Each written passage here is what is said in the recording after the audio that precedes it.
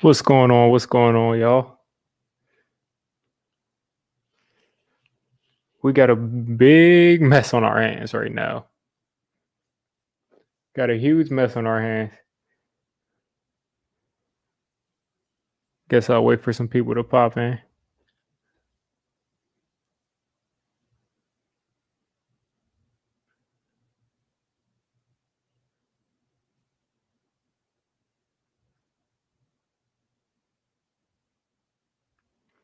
What's going on, people? Go ahead and like the video. Let some people know I'm streaming.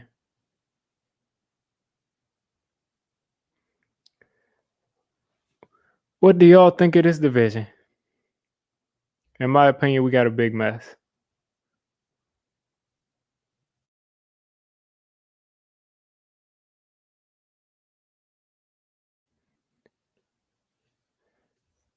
Three, 6-1, 3-7, 3-7, 3-7.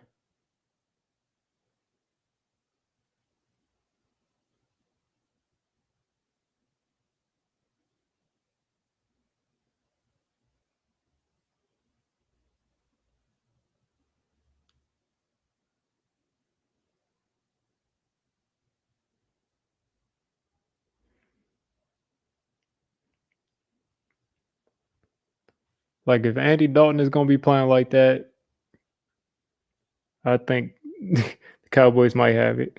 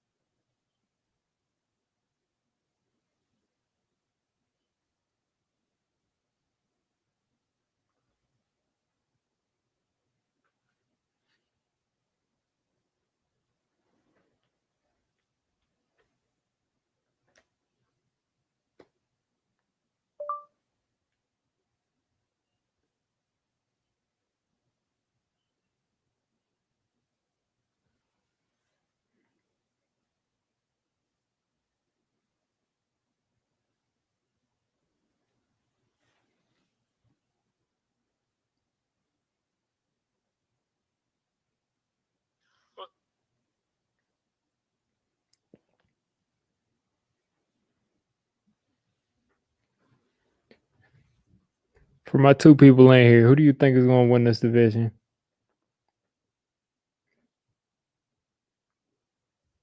Yeah, the Cowboys are ahead of us. They're ahead. We got 3-3-7 teams, 1-3-6 team. Should be 3-7 too.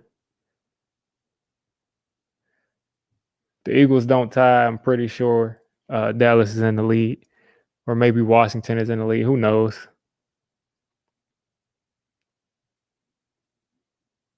Like they let all of these teams manage to win today.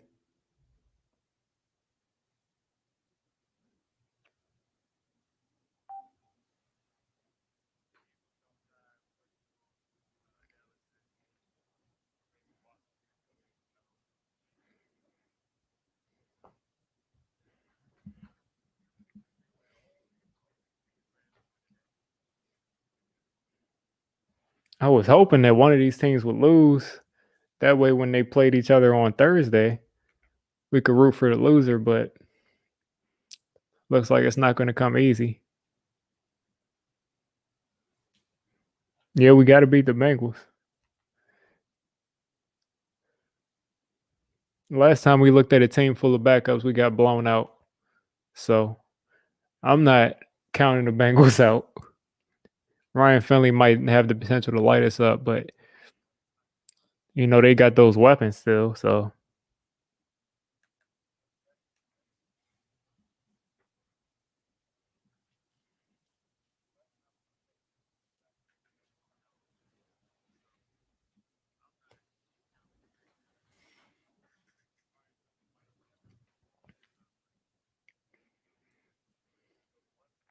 I think it's just a big mess.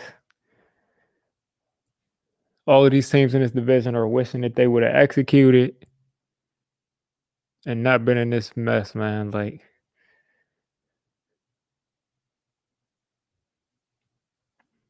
yeah, I don't know. It's between the Giants, it's between Dallas. The Eagles are playing bad, but who knows? They might revive themselves. Who knows? Washington could beat Dallas convincingly this Thursday. We don't know. You can't trust these teams in this division week to week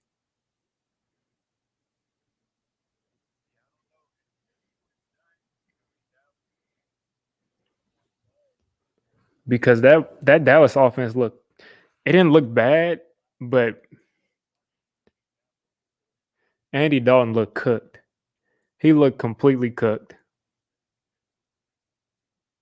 And he just bounces back like this today.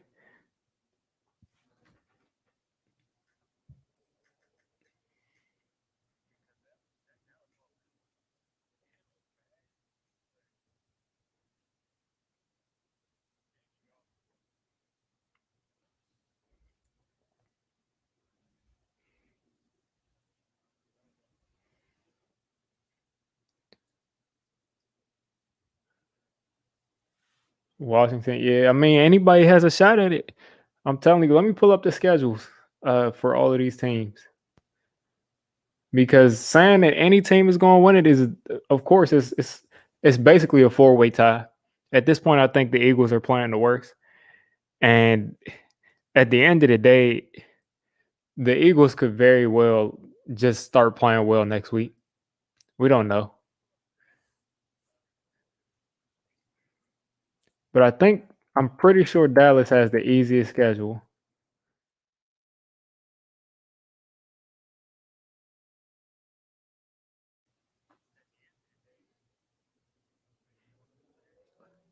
Colts just beat the Packers in overtime. That's ridiculous.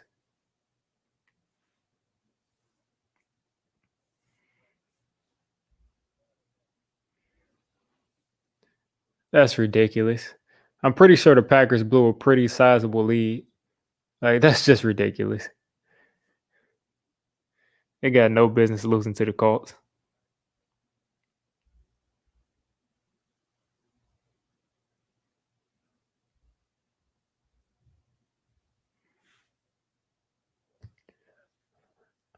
All right, so the Cowboys have Washington, Baltimore, the Bengals, 49ers, Eagles, and, and the Giants. I'm going to say it.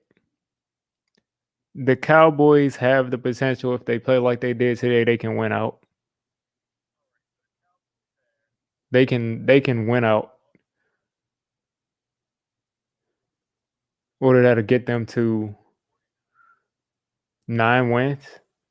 The Cowboys can legit win out. Washington, that's a winnable game.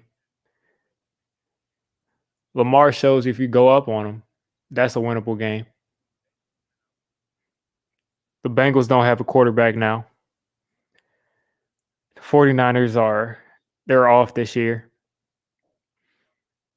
The Eagles, they're a mess. And then the Giants, it's not like the Giants are any better than Dallas or the Eagles. So they have the chance to win out. Dallas, like they have the easiest schedule and they're playing the best, judging off of this past game.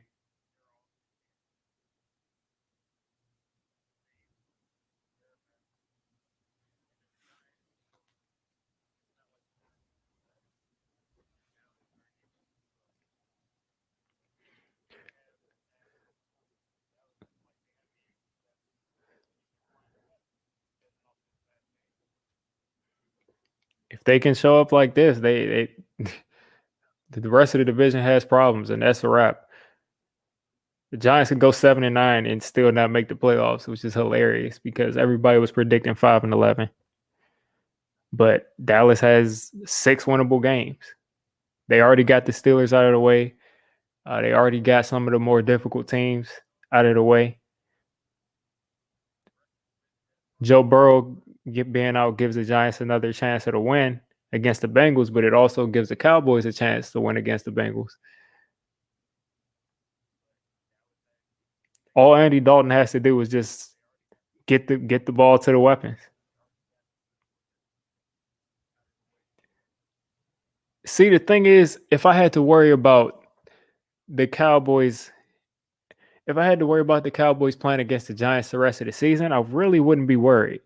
But the fact that they're playing against Washington, then the Ravens, with Lamar having problems scoring, and then the Bengals, we know they're not going to do much. The 49ers, who are up and down every week. One week they could be completely dominant. The next week they could be out of it. And then the Eagles with Carson Wentz throwing things away. And then by the time they get to us, it could be out of hand.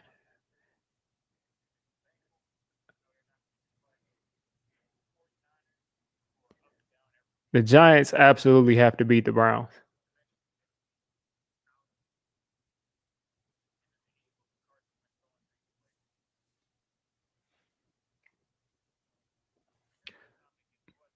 You're saying Kirk Cousins sucks, and yeah, he had the chance to tie it up at the end of the game to go into overtime, but for most of that game, Kirk Cousins had a 158.3 quarterback rating, a perfect quarterback rating. So he was carving their defense up, but they kept scoring, which is what we saw from Dallas earlier on, which I thought was an 8-18.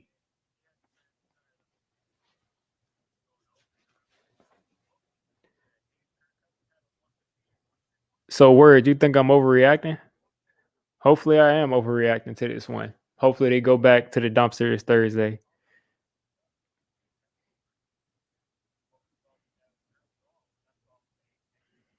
because as I look at their schedule, I see 3-3 at worst.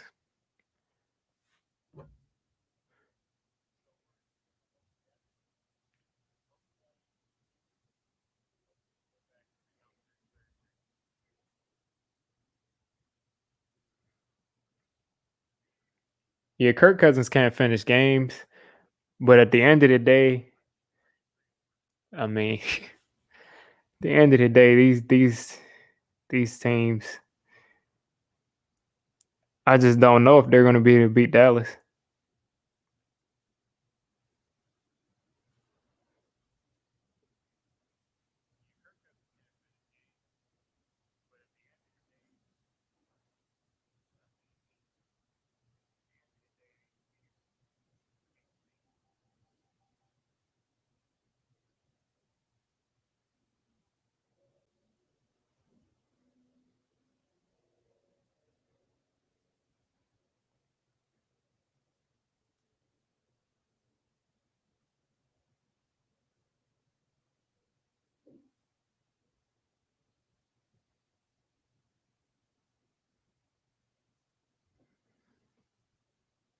Yeah, I don't know.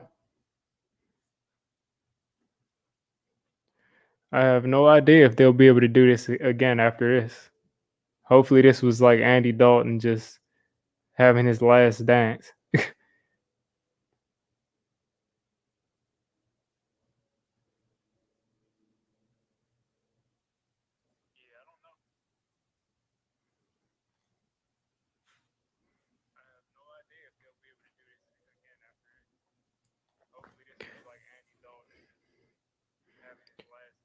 Because you also got to realize the Giants are the only team in this division that only gets to play one of these division teams one more time. I'm pretty sure Washington plays Dallas and Philly. Dallas plays Philly and Washington. And the Eagles play. I'm getting some feedback.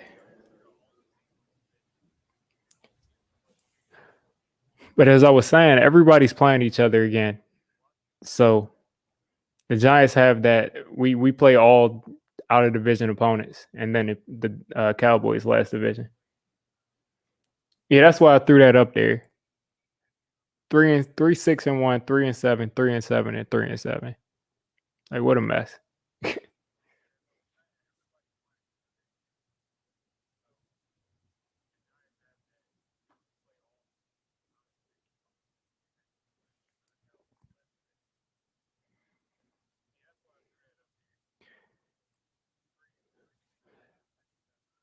I thought Dallas might have a chance to win this game against the Vikings, but I thought it would be because Kirk Cousins played bad.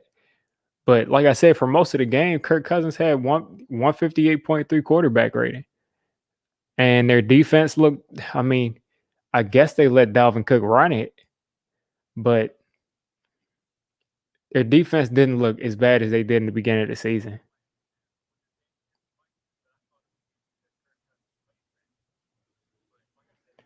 The Eagles aren't the Eagles are the team I don't expect to win another game. I give all these other teams chances. But if Carson Wentz doesn't turn the ball over, the Eagles have a shot in pretty much every game they play in this year. Pretty much every time they've played someone, the reason they lost is because of turnovers. First time they lost convincingly, I mean, if I can think of anything, it was because of the Giants. They lost by 10 2 weeks ago with no turnovers.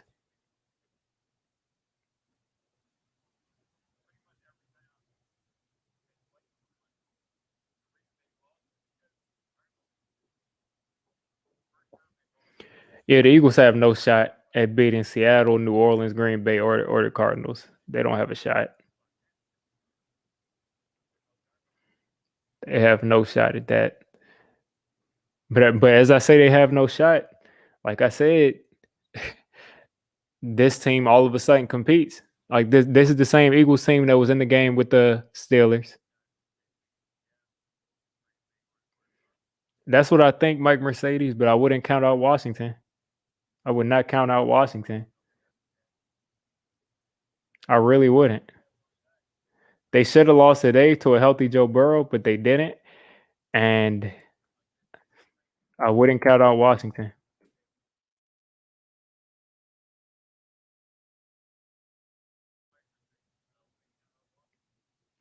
Washington has got the Cowboys, Steelers, that's a loss. 49ers, who knows? Seahawks, that's a loss. Panthers, I expect them to lose. So Washington can get to 5-11, 6-10. I mean, best case scenario, 6-10.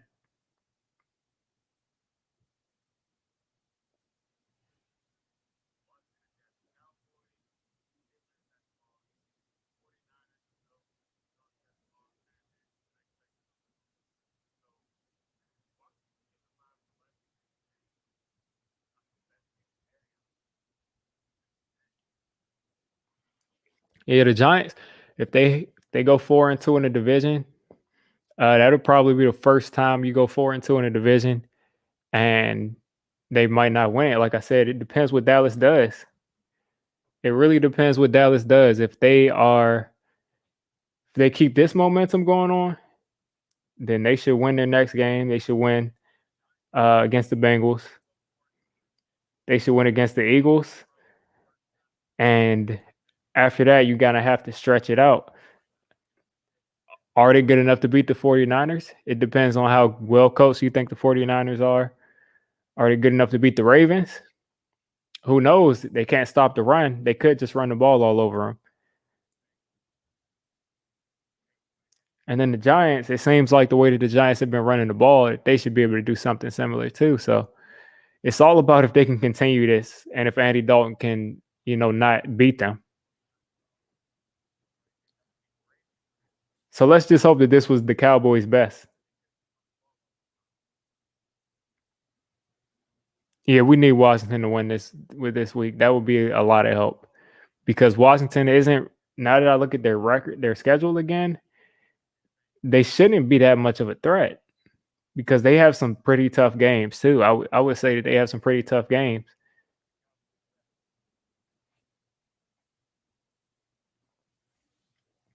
But the Cowboys by far have like a really easy schedule the rest of this way.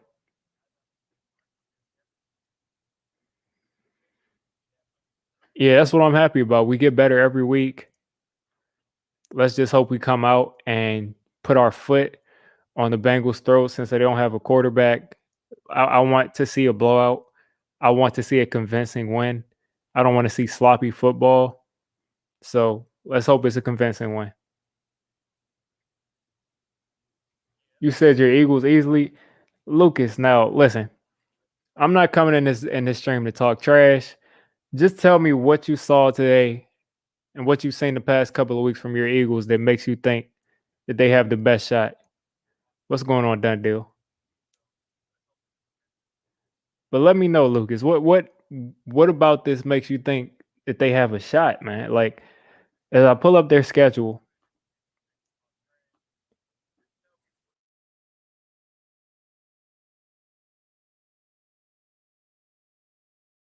next week the Eagles have got the Seahawks. Then they got the Packers. Then they got the Saints. Then they have the Cardinals.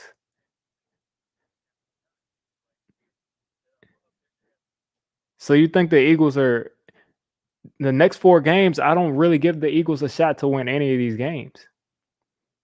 The way that they played today, even without the turnovers, I wouldn't give them a shot to win any of these games.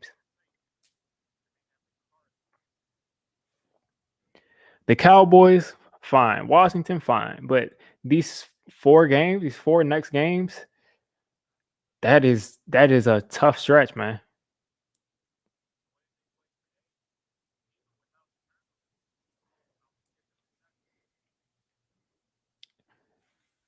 Yeah, I mean, it's y'all got to stop with the turnovers though.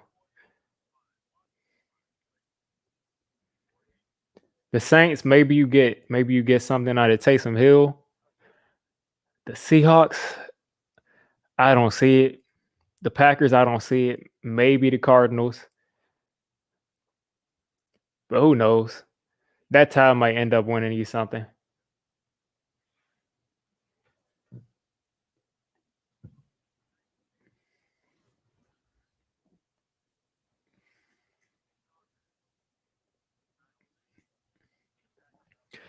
Yeah, but I feel like the Colts are a top to bottom better team than the Eagles. You think 5 games? I think 6. I think 6 or 7 will win this division. I went down to 5 like 2 weeks ago, but like 6 or 7 wins, I think might win this division because I see the Giants getting better every week. Before I crown them as 6 or 7 win of type of a team, I got to see them play against the backup Bengals quarterback to see if they can establish that they're a team that should beat that team. The Cowboys look great today, and I see them being able to win 3 more games.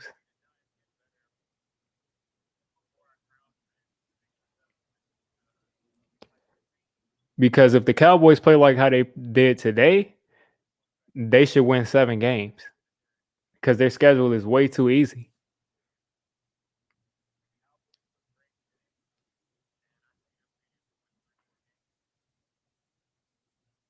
The Eagles, I don't see the Eagles. If they win the division, I see them getting the 6 wins and having that tie.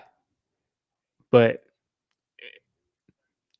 to me, like I said, if you're asking me and I had to make a decision on who I'm going to bet on, I would say it would be the Cowboys because Andy Dalton finally showed up and played like the Andy Dalton that we expected to play when Dak first went out.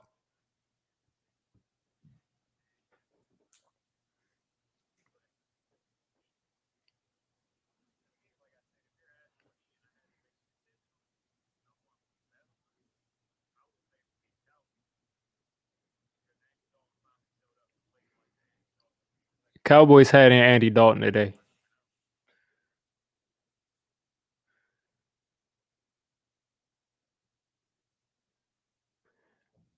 Lucas, I know y'all can beat Washington. You got a shot against the Saints only because Taysom Hill is a wild card. But their defense is playing crazy. Their defense is playing crazy. The Cardinals, the Cardinals are a wild card. I've seen them almost lose some bad games this year. But I just the Eagles are just so up and down. I can't make any projections.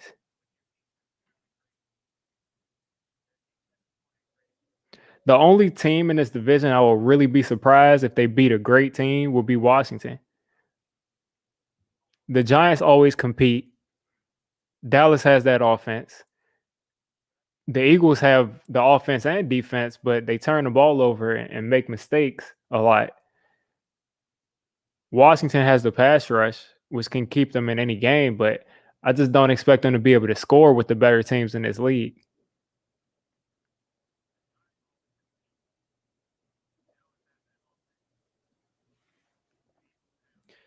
And yeah, and the Saints still won today, even with Taysom Hill out there. He didn't throw any touchdowns, but he ran for two. By the way, if anybody is playing fantasy football in the ESPN league, pick up Taysom Hill. He's probably already picked up, but I started Taysom Hill at tight end today in the ESPN fantasy league.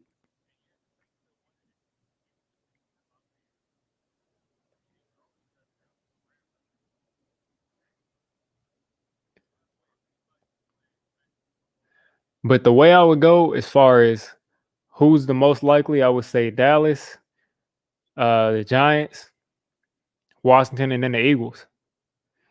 And that'll flip, depending on what happens this upcoming week. But yeah, the Giants must win. Like, you're playing against the Bengals with Ryan Finley at quarterback. If they lose that game, they need to wrap it up. They need to pack it up for next year. You have no business winning this division if you lose to the Bengals. The Bengals are already a horrible team with Joe Burrow. Literally, the only great part of the Bengals was the fact that they had Joe Burrow and T. Higgins. Drew Sample, you could throw in there. They got a couple other weapons, Tyler Boyd, but all of their wins have pretty much been on the back of uh, Joe Burrow and T. Higgins.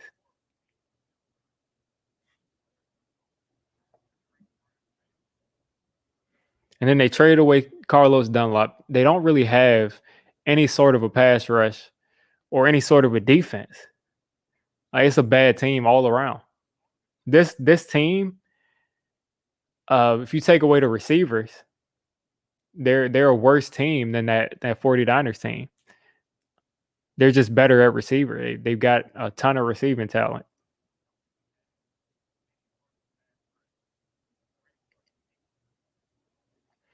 So if the Giants lose this game to the Bengals, that'd really, that'll really tell you something. It really would.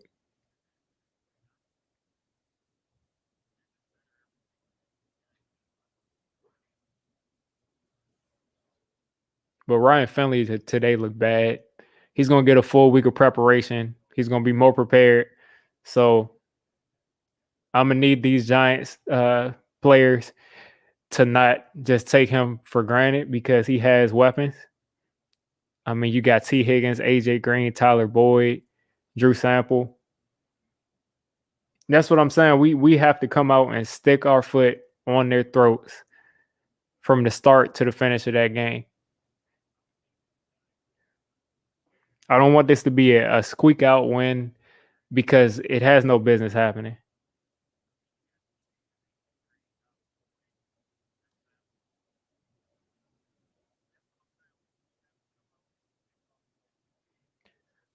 The Giants struggle and stumble over themselves and come out with the win, like how they did against Washington that first time. And then, they don't deserve the division. They really don't. A win is a win, but they don't deserve that division.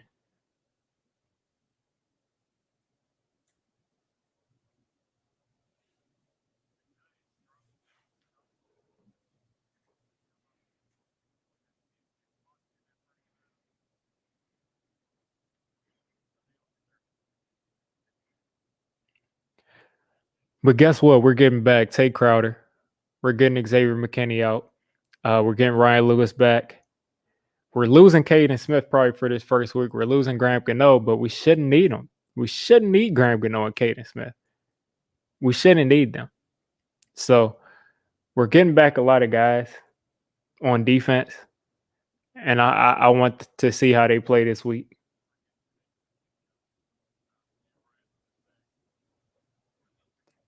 We're getting back our second corner. We are getting our second round pick safety best safety in the draft according to most draft prospect analysts. So Tay Crowder's coming back in the middle of the defense. So Oshane Ximines is coming back. I don't know what he's going to do, but we're getting back too much to not blow them all out of the way. Yeah, that's what I'm saying. When you see the Eagles go out there and play that bad like that and then turn the ball over too, it makes you just want to just say that they're done. But the Eagles over the years, every time you count them out and just say that they're a bad team, they do something weird and beat a team they're not supposed to. So I don't know. Yeah, you're right, Jennifer. The race is on. Everybody's got a shot.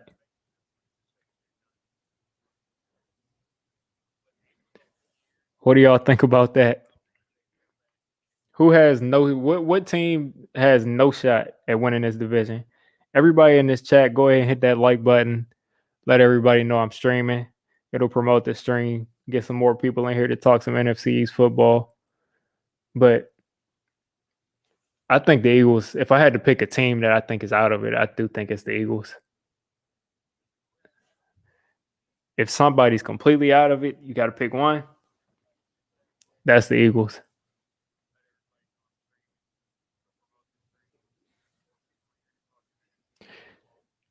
The Giants look like the best team last couple of weeks, last 3-4 weeks.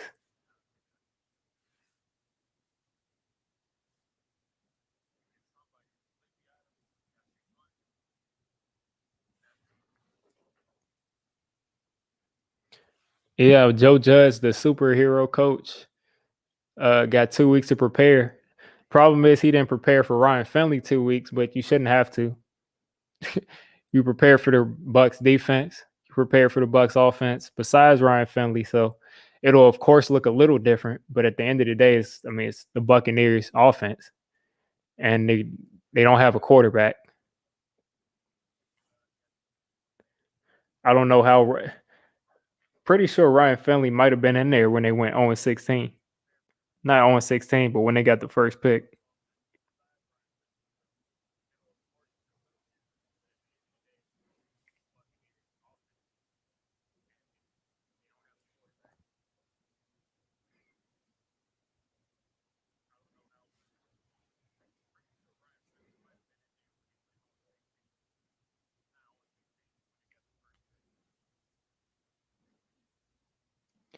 (2019) Let's pull up his game log for 2019. He ended up getting 470 yards. Let's see.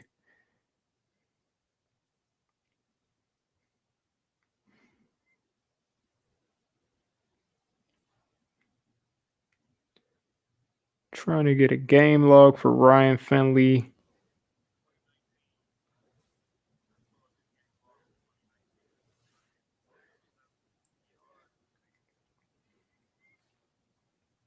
Played in 3 games in 2019. Lost all 3. 2 touchdowns, 2 interceptions. Didn't get 200 yards one time. So, like I said, it's not like he's somebody. He's a threat to run the ball. He got 47 yards a couple times. Well, he got 47 yards one time, 22 one time. So he's a threat to run. But it's nothing really that scares you about Ryan Finley. Afghanistan, it'd be worse than the 49ers loss because we tried to kind of, poo-poo the 49ers, but at the end of the day, the 49ers, they got so much depth on their team, especially on the defense. Kerry Hyder is a guy that was really doing some work on the Lions a couple years ago in the pass rush, and he continued to do that against us. The 49ers got a ton of depth, and they got some of the best coaching in the league. If they were to lose to the Bengals, that'd be way worse than the 49ers.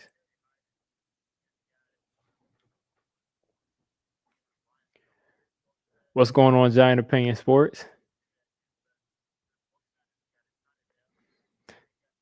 Cowboys won with some offense. They went out there and just outscored the Vikings. Kirk Cousins at the end of the game forced it up and threw a pick.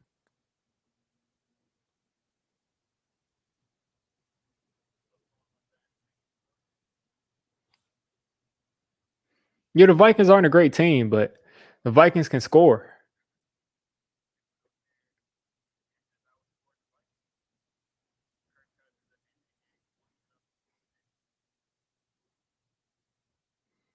I'm telling you, man, that coaching, Afghanistan, that coaching is something serious.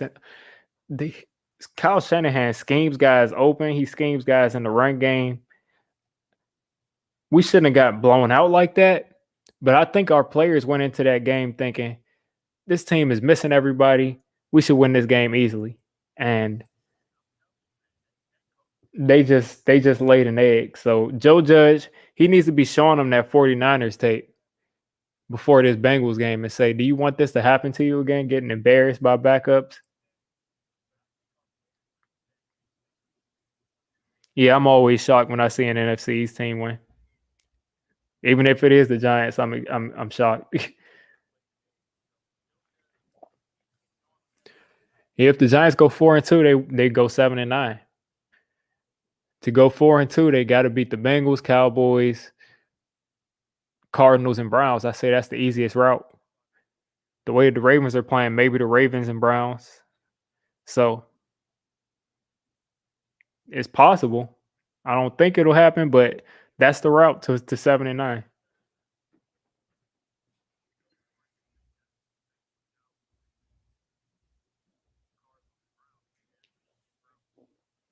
Yeah, they took them lightly. They expected to go in there and win easily without trying. And first of all, they had Brandon Ayuk was their first round pick who killed us that whole game. That's what people were forgetting. Brandon Ayuk hadn't got a chance at that point, but he's a first round pick, and he's been making moves ever since that game. He's been doing a lot since that game.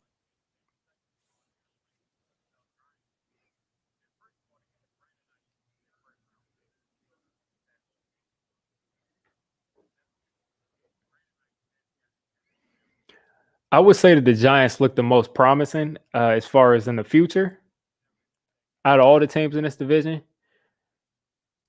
But the Cowboys' schedule is so easy.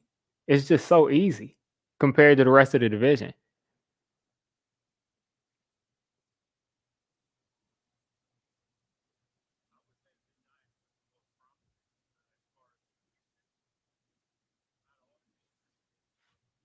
I think somebody can win with 6 wins too, but I think it really makes sure that it gets done at 7 wins. The Chiefs, I guess I will put this Chiefs game on in the back. Uh, Chiefs against the Raiders. I think I picked the Chiefs to win this game in my pregame. I'll stick with them.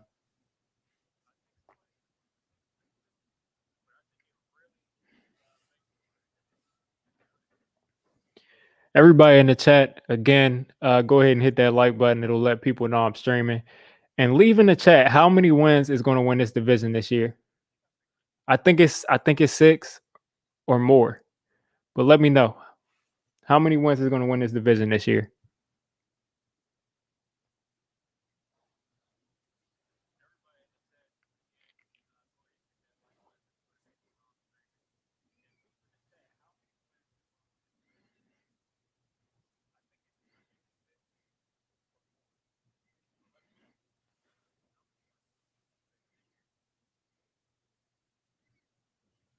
Yeah, you expected to lose that game. Yeah. Um, I didn't expect to lose, I'll be honest with you, but I didn't expect us to blow them out of the water. I thought the only way we would be able to do that is if Nick Mullins made a whole bunch of mistakes, but people are forgetting that Nick Mullins was, I mean, carving defenses up with a worse team 2 years ago. Yeah, you had George Kittle, but he was carving teams up.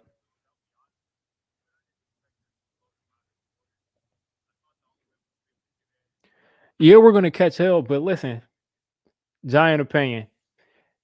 If the Giants make the playoffs or any one of these NFC East teams, doesn't even have to be the Giants. Any one of these NFC East teams make the playoffs and win a playoff game, I'm going to be unbearable. I'm going to brag so much. about this NFC East team that wins this playoff game, it's going to be ridiculous.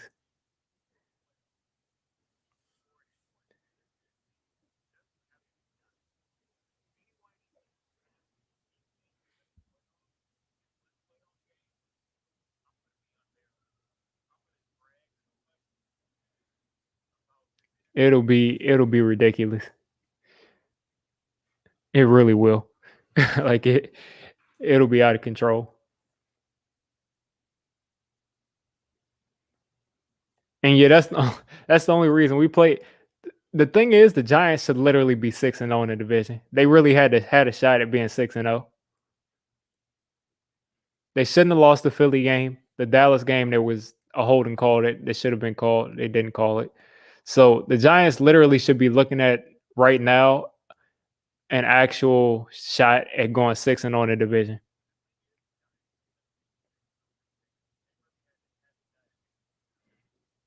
Because right now, what they'd be 5-5 if Evan Ingram catches the ball, and they call that holding call against the Cowboys. So 5-5, and Dallas will be at 2-8. I'm bragging. The Giants in the playoffs and they win a game, I'm bragging. I'm going to be unbearable. Because you talked about how bad this division was, and a team out of this NFC East division comes and beats your team. Oh, no.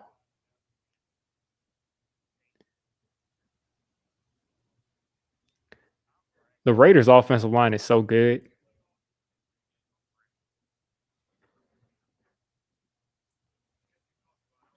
That's what I'm saying. They have a real shot. They should have been 6-0. We really should be having a shot to go 6-0 in the division in that last week. But, Evan Ingram and the referees, they've had other plans all year.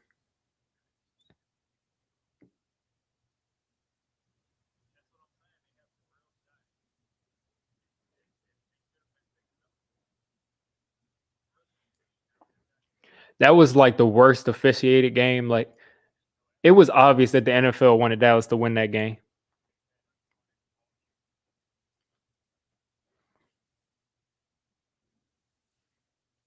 And then I think that Eagles game, the second Eagles game, we had some horrible calls.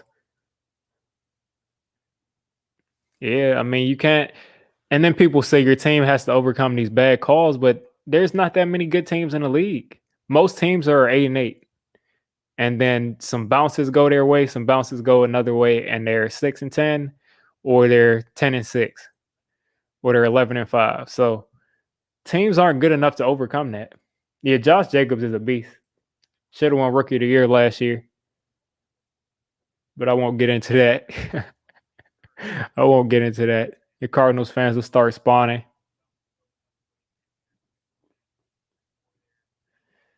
They'll start spawning and harassing me.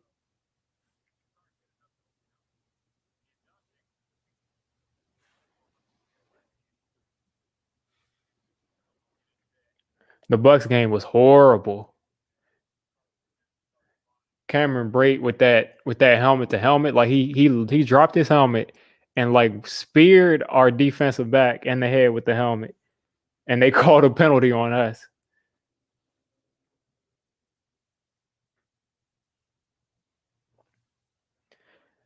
That ended that game for overtime. I mean, yeah, yeah, it was pass interference, but at the same time, I wasn't really that angry because we should have won that game convincingly. But Daniel Jones decided to, throw those two picks.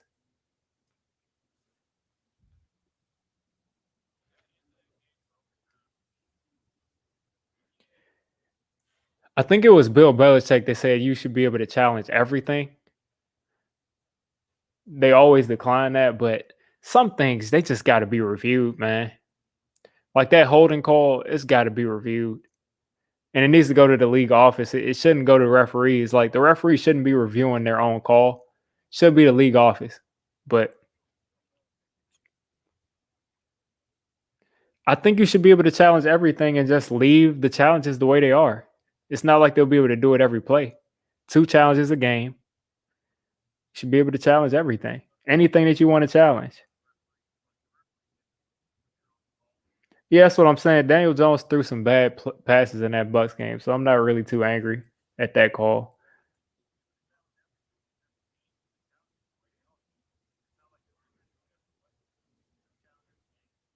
Yeah, the pass interference review that didn't work out too well. But like I said, it should just go up to the league office because I'm sick of the league office apologizing every week.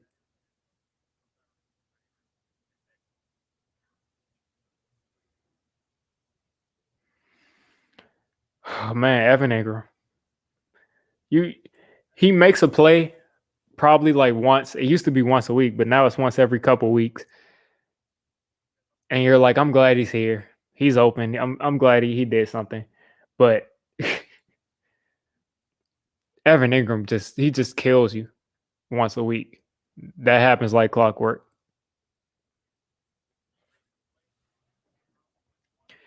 Yeah, I'm a huge Lakers fan. Lakers are winning again this year. We're winning again this year. Wes Matthews and yeah, Wes Matthews and Montrezl Harrell. Yeah, that's a done deal. I wanted to see Golden State come back this year, but Golden State they keep getting injured, man. Klay Thompson out for the year. That sucks.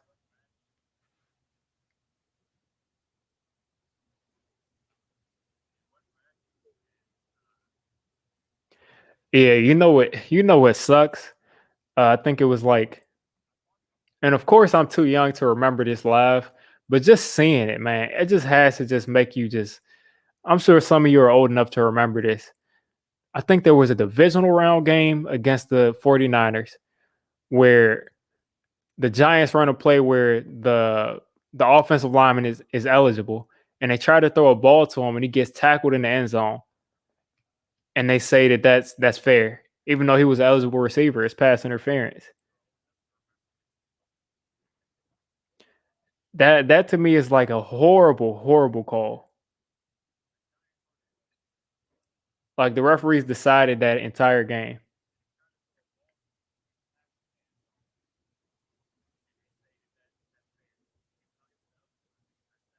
Yeah, yeah, I know it's 2002.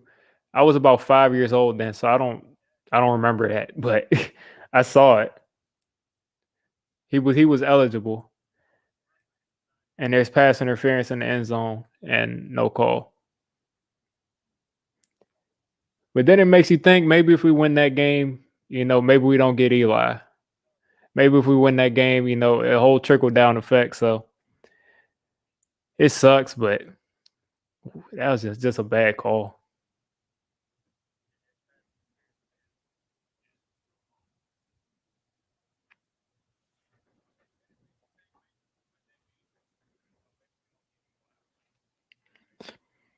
Luckily, all I remember in the during my time of watching the Giants, most of the time we end up going to the Super Bowl. Other times we end up losing to the Eagles, but Plax was hurt. So I mean, Eli really had trouble with the Eagles.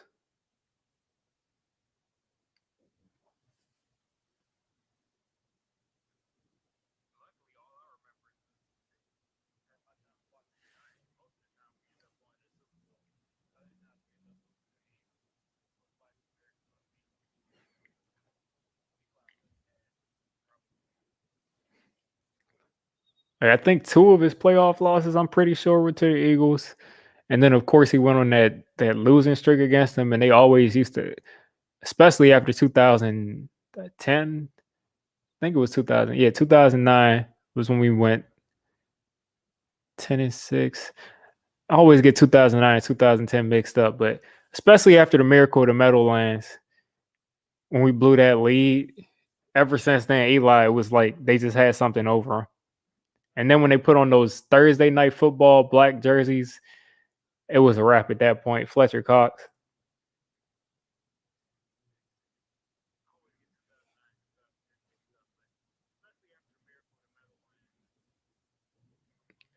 Yeah, Eagles. We had an Eagles fan in here. I don't know if he's still in here. He's saying that the Eagles are still winning the division. They play.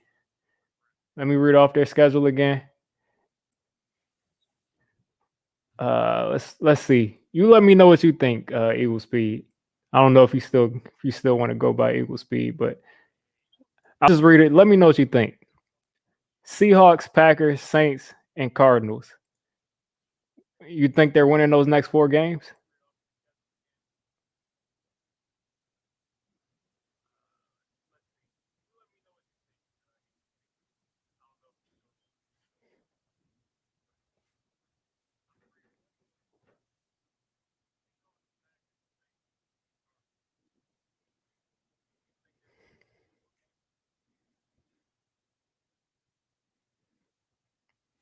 I don't know. I don't know if I want to bet on Washington.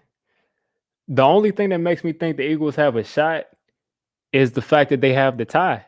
If they can somehow get the 5 or 6 wins, because they play in this division twice, don't forget it. They can somehow get the 5 wins, they could win with a tie. That tie could literally get them into the playoffs if they just can beat Dallas and Washington.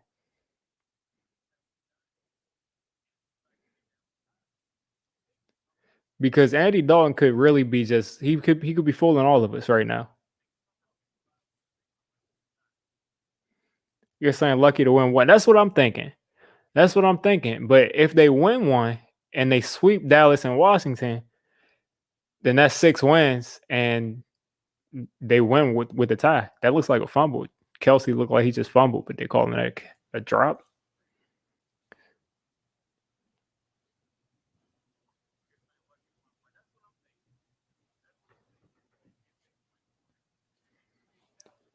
Yeah, none of these teams in this division want the playoffs. I think it makes the most sense maybe for Dallas to win it to go to the playoffs because their offense, if they can get back to being explosive, they'll have a shot against anybody. Um, and they needed the least help because Dallas would have gone like 8-8 this year with Dak. The Giants, I could see making the playoffs, wanting to do it, but we still need an elite receiver and an elite pass rusher and a second cornerback. So I don't know where we're going to get that from. One of them was supposed to come from the draft. So if we're picking 20 something, that's not going to happen.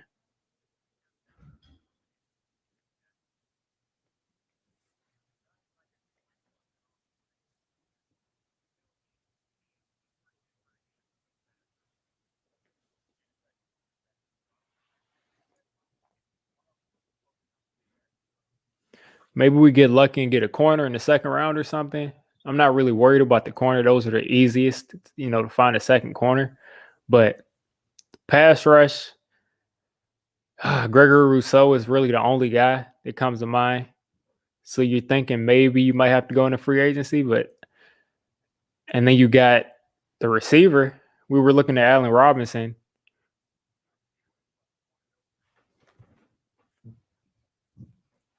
Maybe Jalen Waddle drops to us in the first round. Who knows?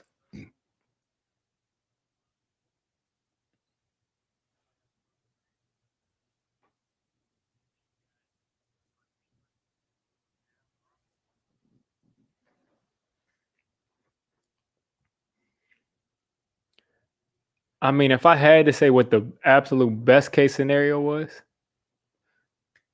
if I had to say what the absolute best case scenario was, I'd say, yeah, I'm definitely open to working with those guys. Um, but congrats, Giant Opinion. Yeah, that's the best, man. That's the best. Once you have a video that gets up there like that, that's the best. Because after that, they start compounding. They'll start recommending your videos. It'll start compounding. Yeah, huge shout out to Giant Opinion Sports. If you're not subbed to him, he makes good videos, Giants videos. Go ahead and sub to him. Get his video to 1,000. I know I don't have the huge clout. It's only 6 people in here, but 6 people go ahead and get him to 1,000 views.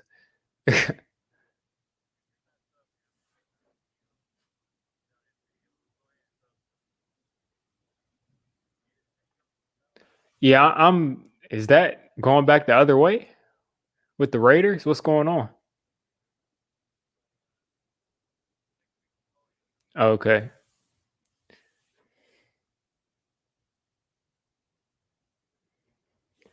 Yeah, I mean, I've been on YouTube for a little while, but I've never really done any collab video. So I mean, I might reach out to somebody, but right now I'm just, just putting out content. Just whatever happens, happens.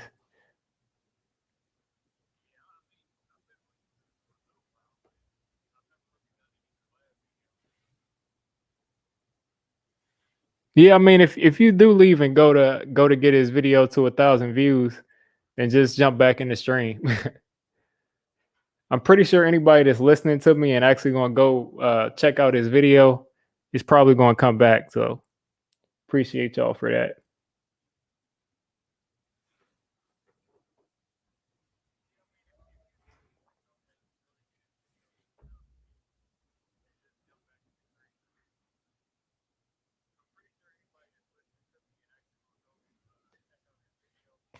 Yeah, the pass rush looks better, but we need someone off the edge, and we at least need we're missing Lorenzo Carter bad because they're attacking the edges in our run defense because our defensive line is so good.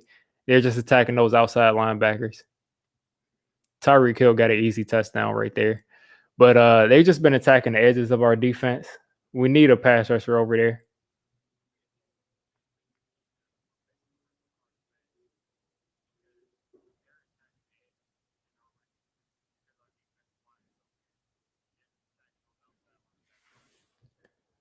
I'll reach out to some of them, see what they say.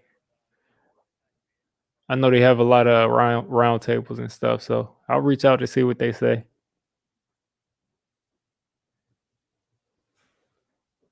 Yeah, that's great. Give GOP some subs, man.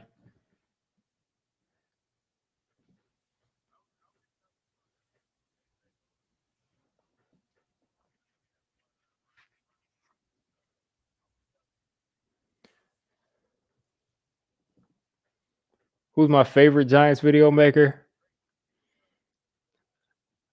I watch pretty much every one of them, but I say Fist Vegas, Bad Dog, Entertainer. I mean, I pretty much go to them for different reasons. Fist Vegas to me, his streams are the funniest because there's always people in there arguing. Entertainer, he's got the news, so they all make different things. Bad Dog got the rants. From the TTC days, he's got the rants.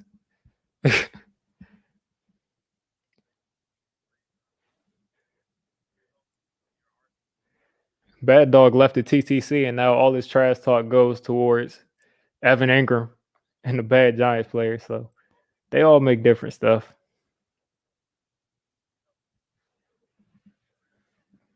Yeah, Ron Effect, he was picking up some steam. I was watching him a couple years ago, but I guess he got busy with life. That's what it happens. Oh yeah, Talking Giants. I watch Talking Giants on a weekly basis. Their film reviews, I watch them every week.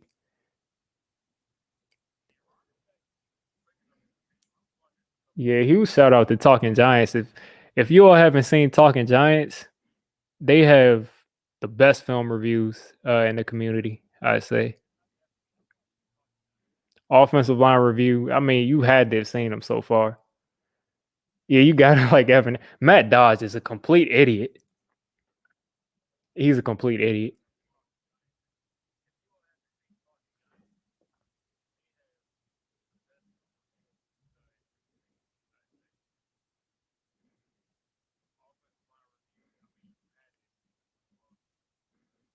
Yeah, he makes those corny dad jokes, but he's got some good content. I'll tell you how I got started. 2009. I'm in what middle school? I'm in middle school in 2009. I see somebody on YouTube named Robbie111 making Giants videos, and that's how I pretty much discovered the TTC, the Trash Talking Circle, and I started making videos at that point in 2009 as like an eighth grader or seventh grader. Think a seventh grader, yeah. And then I saw one of the OGs in the TTC, Mythos 1966. There was a dude on here named New York Giant Pride. There was an Eagles fan on here. Yeah, there was Cop Pizzle on here too. There was an Eagles fan on here named John Ammo's Archives, and he would come on every year at the beginning of the year and talk his trash. And about 2 weeks into the season, if the Eagles lost, he would disappear for the entire year. I'm surprised he didn't come back for when they won the Super Bowl.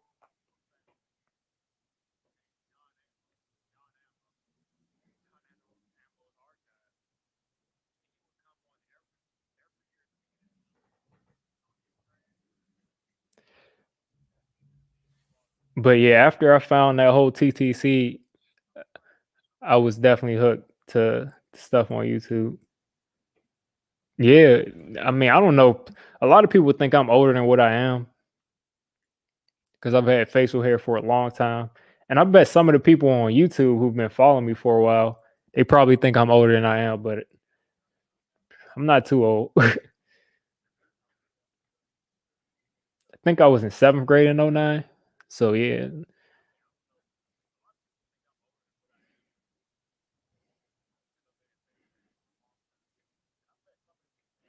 I think I don't know if I took down the videos of my reaction to the 2011 Super Bowl, but yeah, I was uploading back then. I wasn't really trying to grow or anything. I was just putting out my reaction as soon as stuff happened.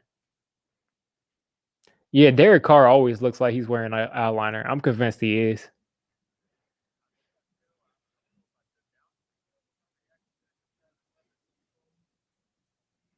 But there's just a ton of Giants YouTubers. There's just a ton of video makers on here.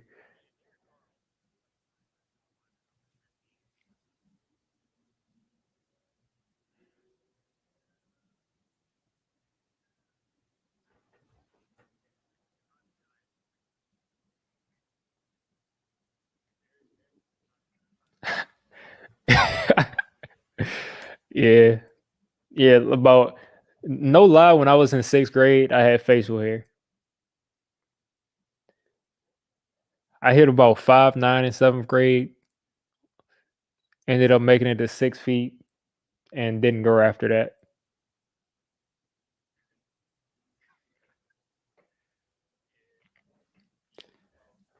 Yeah, if you're 20 in '09, I was probably 12.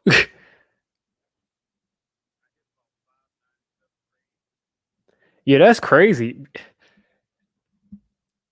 So many Giants YouTubers popped up in the worst time for Giant. Like we're in literally the worst time in Giants history to be a Giants fan as far as the record. And so many Giants YouTubers popped up.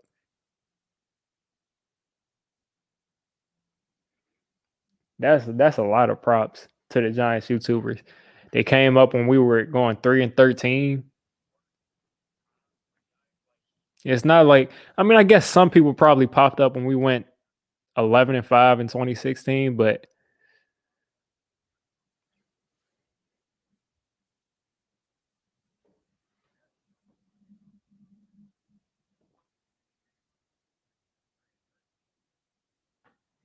yeah, when I walked into my freshman year of high school, people thought I transferred.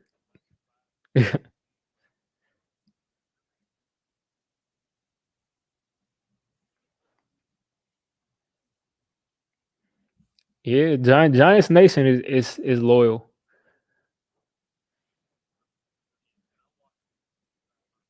If you're a Giants fan at this point, you're really loyal because you have you have literally no reason to stay. We've gone through some horrible years since about 20 once 2013 hit, it was a wrap. 2016 is irrelevant to me, but once we hit 2013, it's been bad ever since, to be honest with you. we've had years where we've gotten to see Eli have some good years, but the team let him down. But pretty much since 2013, it's been bad. Yeah, everybody has. Oh, that's a touchdown, Henry Ruggs. Yeah, this is a good game. But every year has everybody has those friends that are old enough to look like they can go get beer. It was like this big eventful thing when I finally went to go buy beer legally, buy cigarettes legally, and I didn't even get carded. I've never I didn't get carded for like the first 6 or 7 months of me being 18 and 21.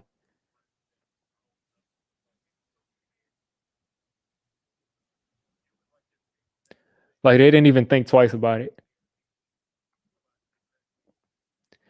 Yeah, they really Giants YouTubers really do look out for each other.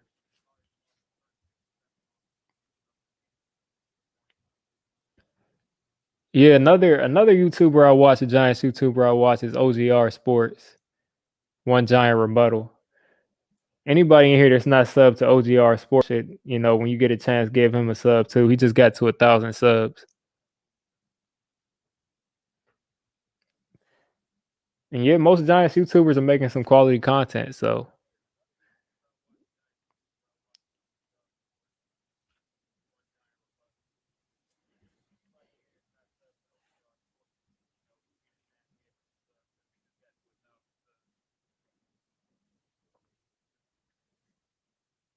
yeah. Yeah, he usually doesn't like my takes because they're usually too optimistic. But he makes great content. He gives good reasons for his opinion. And yeah, I mean, I want everybody to get to 1,000 subs on here because the only reason I'm on here is just to really just talk some football. Really, just because where I live, I don't. I mean, my best friend, he was in this chat earlier. Done deal. He's a Tom Brady fan, so I'm not somebody who has a best friend who's a Giants fan. So I really just wanted to come on here to just talk Giants football with some people. Yeah, OGR supports. He supports people. Yeah, TSR Sports too.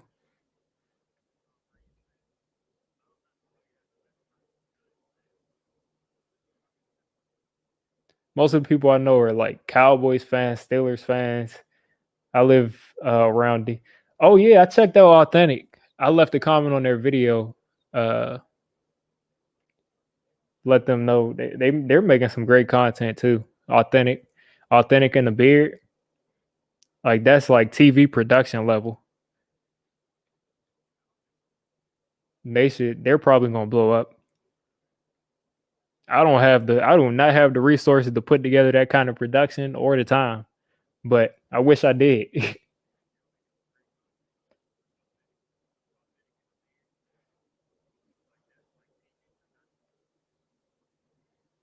Yeah, it's tough. I mean, I'm not too far away from New York, New Jersey. I'm in, around DC, but it's definitely more Dallas fans in DC than anything, in my opinion. And then you got your Steelers fans because their parents were, bandwagon Steelers fans in the 70s.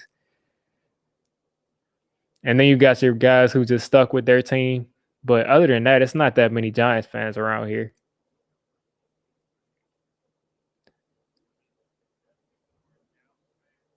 Authentic got to 1K subs. Yeah, that's crazy. I think they were like 500 or something 2 days ago. That's crazy. Yeah, that's a lot of growth. But yeah, Authentic and the Beard, they're making great content. They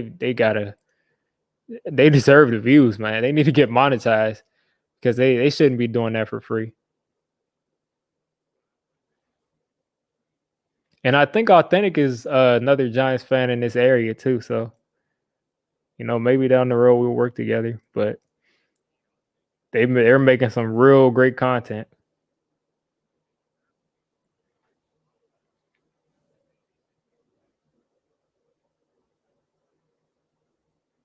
I saw somebody leaving a comment on their video or their stream the other day saying that they made like the worst live stream or video they've ever seen. I'm like, people are just clowns. Like the trolls on here are just ridiculous sometimes. Oh yeah, I'm subscribed to Vic too.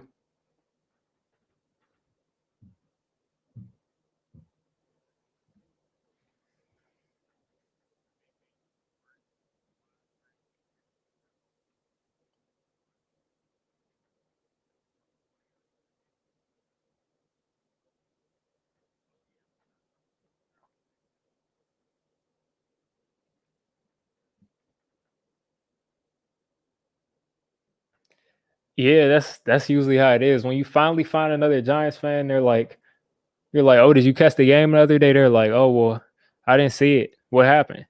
So I mean, there's usually not there's usually not that many Giants fans. I found a couple Giants fans in college, but you know they were more into baseball. So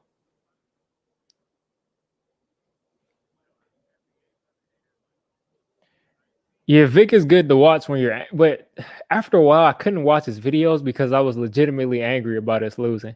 So I didn't want to laugh about it at all. Look at Mahomes' footwork. I hope they're not saying that that's good because you saw a couple of heel clicks and you don't really want to see that, but it's Mahomes, so he just makes up for everything with his arm.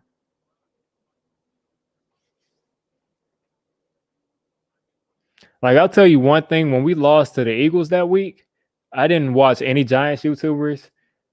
I said I was going to put out a video that Monday. I didn't put out a video until like Thursday that week. I take certain losses really bad, especially the Eagles.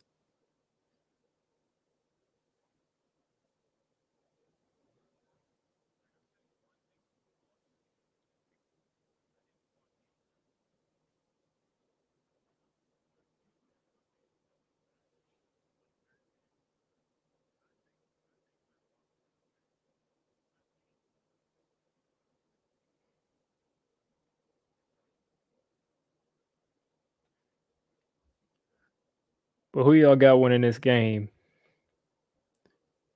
Got the Raiders up now, but the Chiefs are driving. I think this will be a good game. It'll probably come down to the wire. These AFC East, AFC West matchups are usually really good. Yeah, I could see that being in Cali. But the thing is, like I said, I see mostly Dallas. My dad is a Cowboys fan, so I get the most trash talk from Cowboys fans. But to me, I guess it's just they always seem delusional because they're always like, "Oh, we're going to win the Super Bowl this year," and you know they're not winning the Super Bowl. So I mean, they talk a lot, but the thing that makes me mad are the Eagles, man. And I think the reason I don't like the Eagles is because of the TTC, this community on here. The trash talk that they used to put out, and then you know you would talk trash because in the TTC we would have hate weeks. They still got them going on, but we would have hate weeks, and we would come out and talk trash, and we would just lose to them, and we would lose over and over again. And we continuously have to eat crow. Like I had to come on here and eat crow after we blew that lead to Michael Vick and Deshaun Jackson. I had to come on here and eat crow for that. Like that, I think that's why I can't stand them.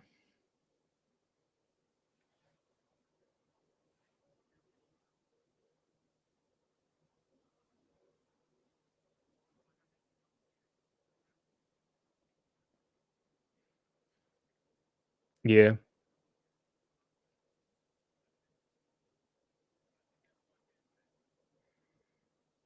Yeah, that's what I'm saying. The Cowboys just talk about we're going to win a championship, we're winning the Super Bowl, we're getting some rings, but I never take them serious. It's always a joke to me because Jerry Jones has them ready every year.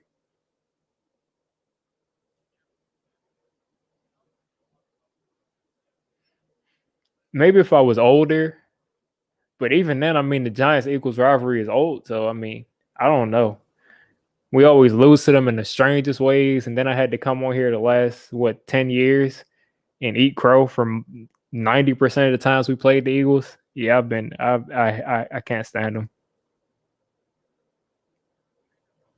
You would come out and talk trash, and then yeah.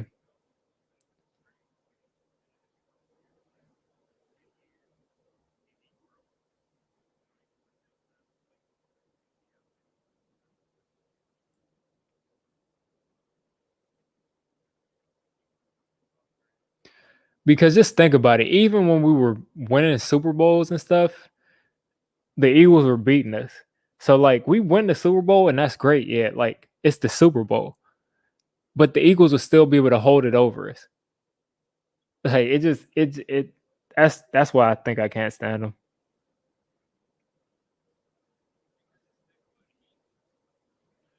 Yeah, that's why it's funny. Because Dallas will talk all year. They'll talk all year and they'll find a way to blow it. Even when they're great, you don't think they'll be able to win the Super Bowl. This year I thought was maybe their best shot at winning the Super Bowl, and look what happened. Something happened for them to blow it.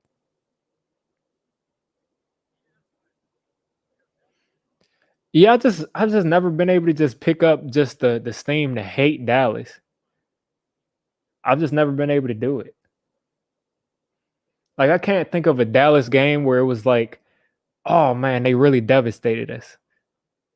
I say probably my the Dallas loss that hurt the most was that game where Eli ended up,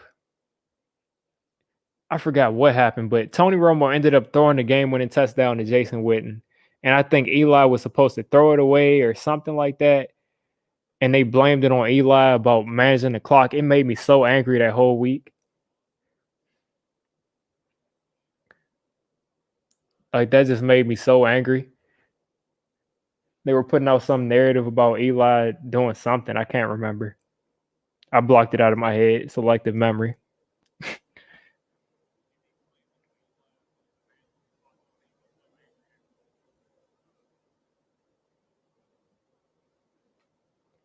But you see, I can't even remember that. Like when that happens, when we lose to Dallas, it doesn't hurt for me. Like it hurts as a loss, but it doesn't feel like they just got their foot on our throats.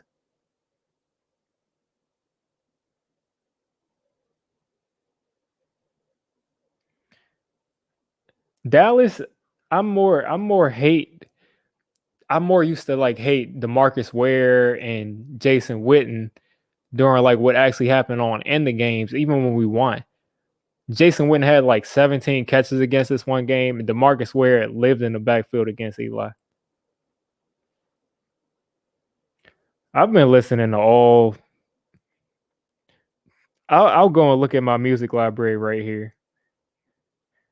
It is very, very diverse.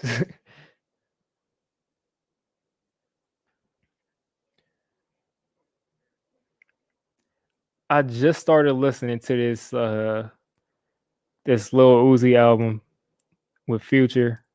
I usually don't like Future, but I started listening to that.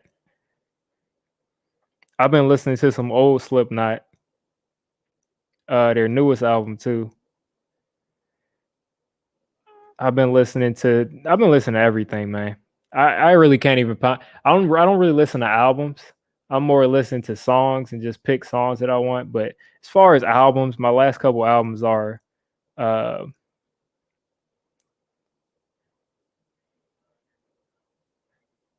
Slipknot, We Are Not Your King.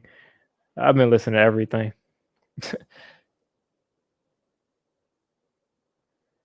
It's just when I think of the Cowboys, I just think of JPP blocking their field goal. I just think of just RW McCorders catching that interception against them. I just never think of like the horrible losses against them. I never think of like, oh, we should have won that game and we lost and they made it on like a lucky. I feel like when the Cowboys have beaten us, it's been like completely legit. I didn't feel like I got cheated. The Eagles, I feel like I got cheated almost every time they beat us.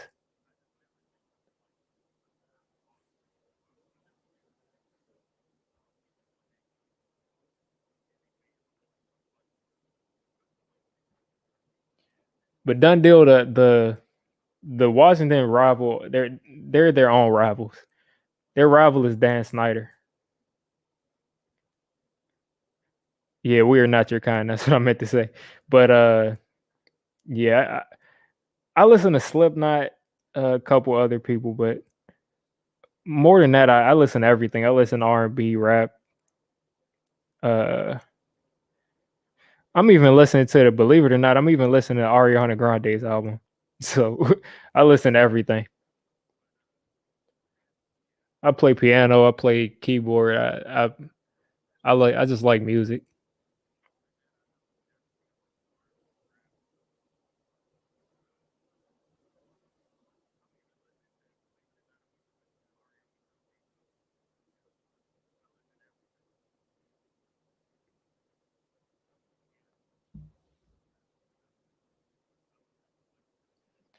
Yeah, that's what I'm saying. Just think about, man. This is why it like almost hurt me when Tony Romo retired, because just think about all the matchups between Romo and Eli, where it was always a close game at the end, whether we lost or whether we won. It was a legit contest, man. It was legit. With the Eagles, you see us winning and give up a game because they kick a 64-yard field goal, or we're winning and somebody does something weird and we blow a lead. With the Cowboys, it's like this is your this is your rival, and it's going to be a real fight. So many times we lost to the Eagles where I felt like we outplayed them.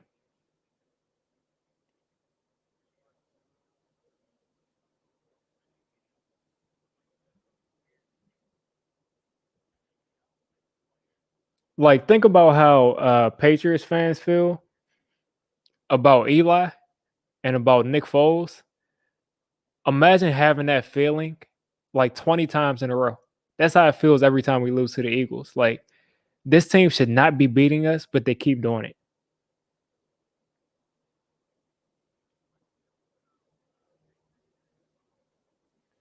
Yeah, I like Iowa. I like Iowa a lot.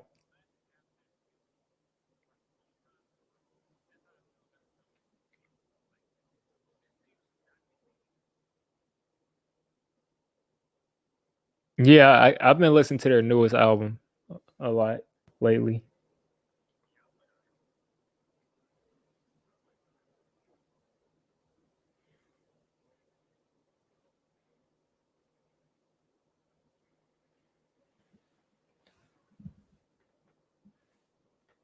But yeah, I mean, I say the team I hate would be the Eagles. Biggest rival over the past like 20 years has been the Cowboys. We've been going back and forth with them, and we've pretty much owned Washington.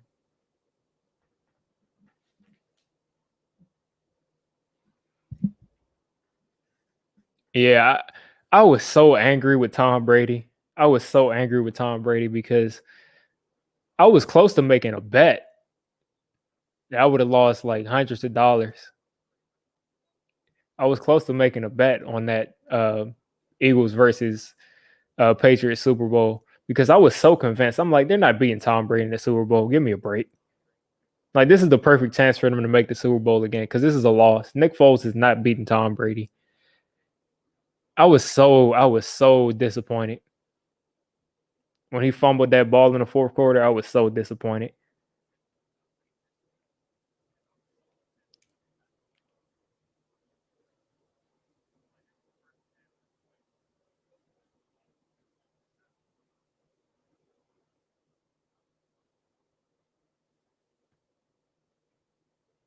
Ooh, who's that? Is that Hunter Renfro?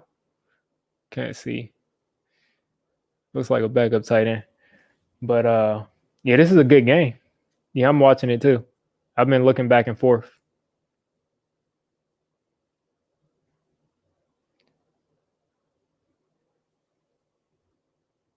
Oh, that's Carrier. Wow. Yeah, they're going back and forth at it. This is a better game than I expected. I wouldn't say better game as far as closeness, but it's more exciting than I expected. I've been trying to tell people all year the Raiders are a little underrated. I probably had them a little overrated, but the Raiders, they got a solid team. That offensive line is amazing. Running backs are amazing. The receivers are there. You know, they got Darren Waller who just caught a catch. So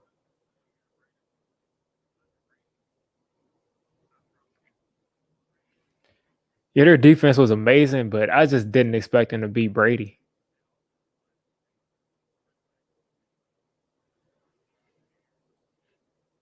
Uh, it's almost a blessing that Nick Foles won that Super Bowl because it's like haunting all these Eagles fans. You see a lot of these Eagles fans angry when they make their videos after the game, especially when Nick Foles was still on the team because they hate the Eagles fans that wanted Nick Foles, they wanted to keep him, and now it's hilarious.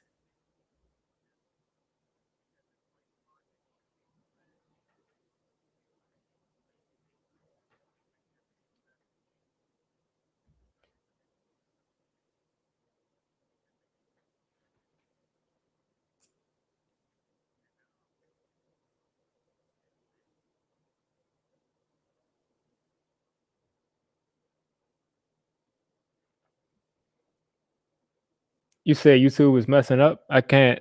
What's going on? I can see the chat. I'm looking at the chat through my stream software, StreamYard.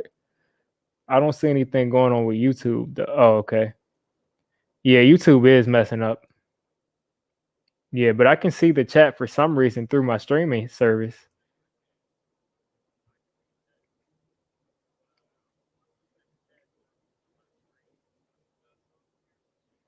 Let me know if you can hear me though, Giant Opinion Sports, because I'm looking at it through my streaming service, but I can't see it on the actual YouTube app. Now I can. Now I can. But I guess let me know if I'm coming through.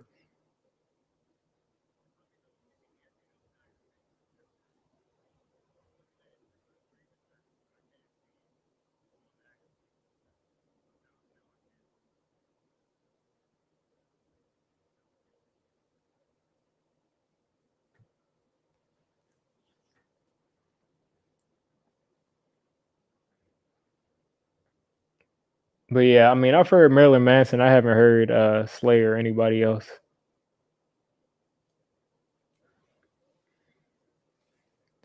Yeah, most of my I mean, like I said, I'm pretty young too, so I mean I've listened to Slipknot.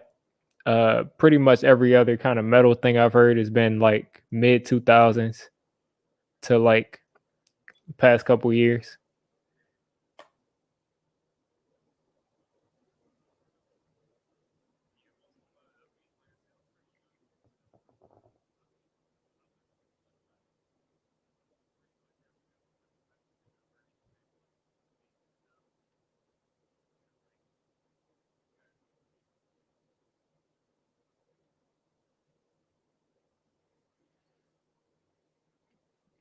But yeah, I pretty much listen to every genre.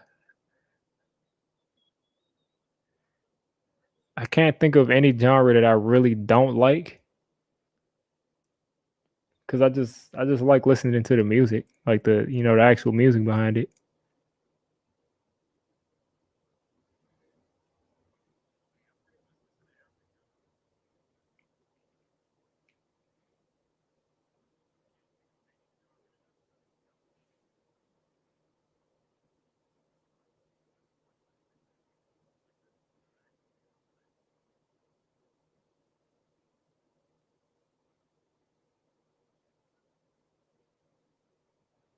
What's going on, Jersey Life? How you feeling about this division? I guess since we got some more people on here, we can go back to football. How you feeling about this division though? Who do you think's winning it? Let me take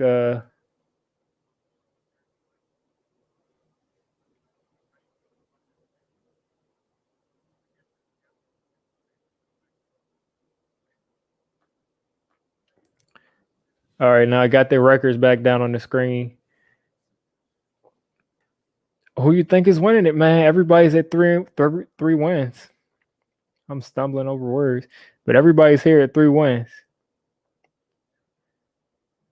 And I say Dallas has the easiest schedule. Yeah, the Raiders just settled for a field goal. That's probably it for them. I think that's it for them.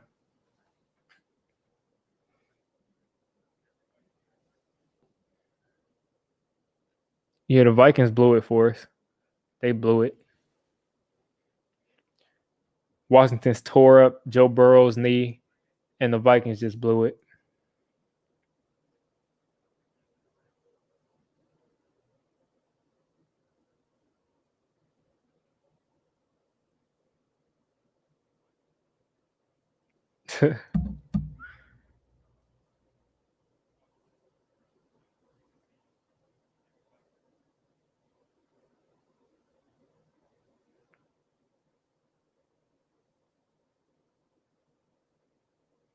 Yeah, I haven't heard them. I'd say my favorite instrument. Wow,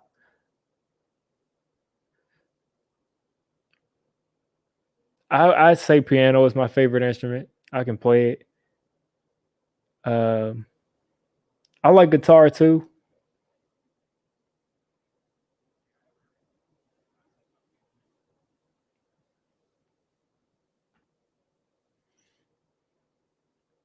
When I was in like fifth grade, I was playing the trombone. I was pretty good at that. But to listen to, I'd probably say the piano. Whenever I hear a song that I really want to hear, that I really want to listen to, I like to usually hear it played on the piano.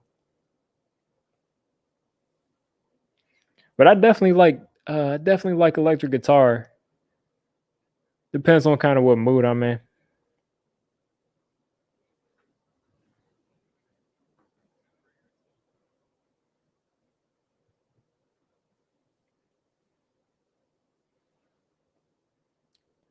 Yeah, I've kind of gotten back into listening to rock.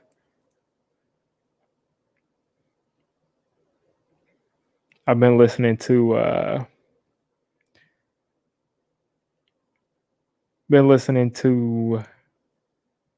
Taproot,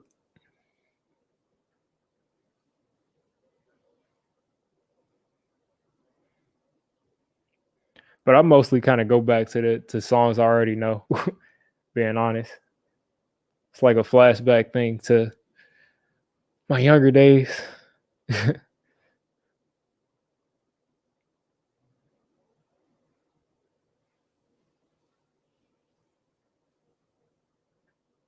Yeah, yeah. I played the drums a little while ago, but my main instrument has always been a piano.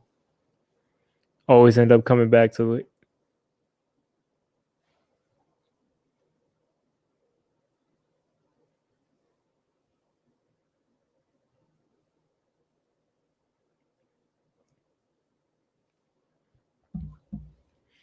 I think the Raiders just messed up when they had to kick that field goal.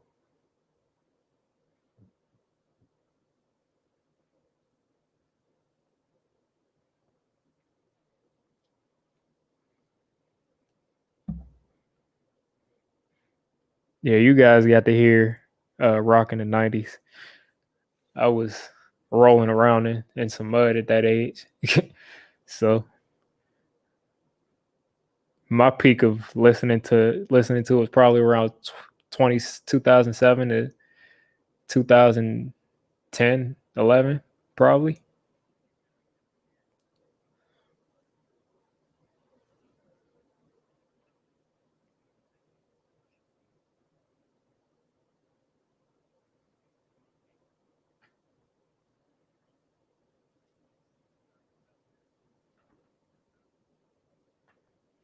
Wow.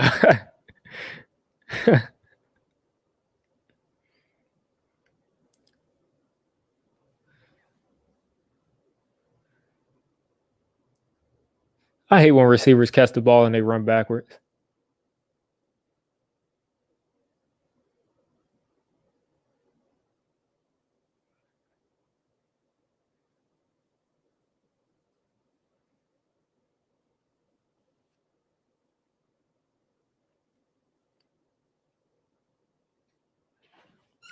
Yeah, I have no idea what those are.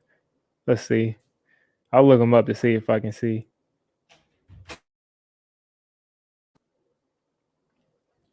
Baggy jeans. Let's see. Oh wow, yeah. Yeah, now I know what you mean. Yeah, now I know what you mean.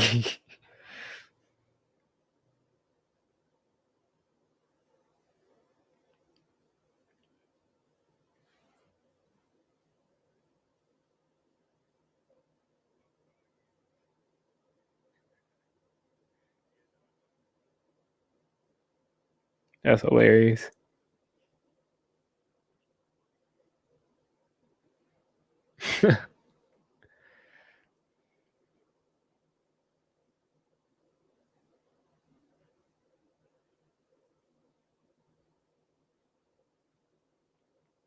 No, I do kind of remember those. I remember hearing about Paco jeans.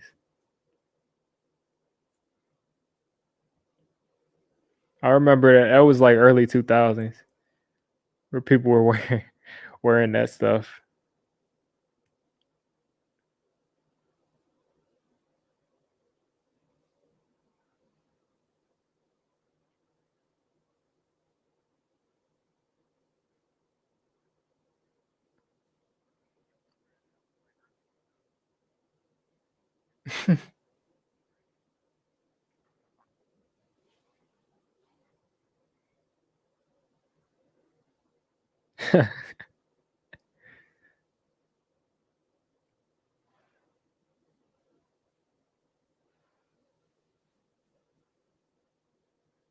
Yeah, that was early 2000.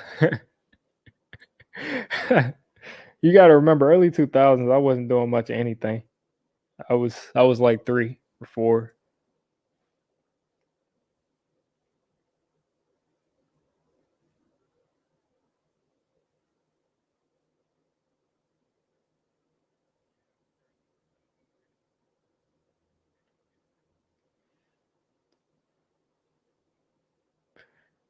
I had a Nintendo 64 for a little while, but I say the game console I really grew up on, which is it's gonna be hilarious to you all because you probably had like 2, 3, 4 game systems before this. But the game console I grew up on was the GameCube. That's really what I got into. But I did have the Nintendo 64 for a while.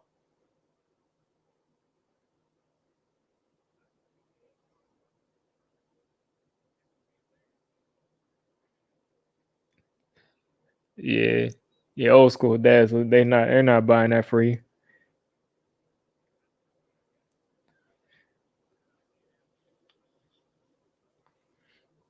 I used to have people in my family that didn't even want me to wear red, so yeah, I know what you mean.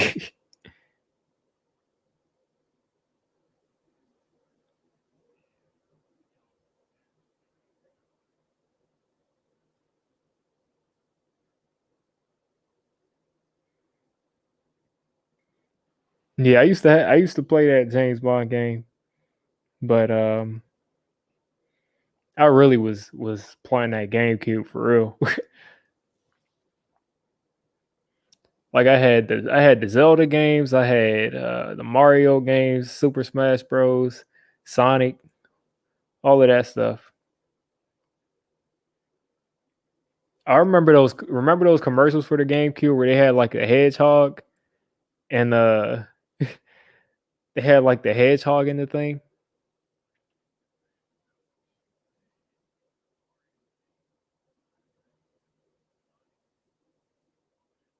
Yeah, I got the PS2 after the GameCube. I got it like a year or two after I had the GameCube.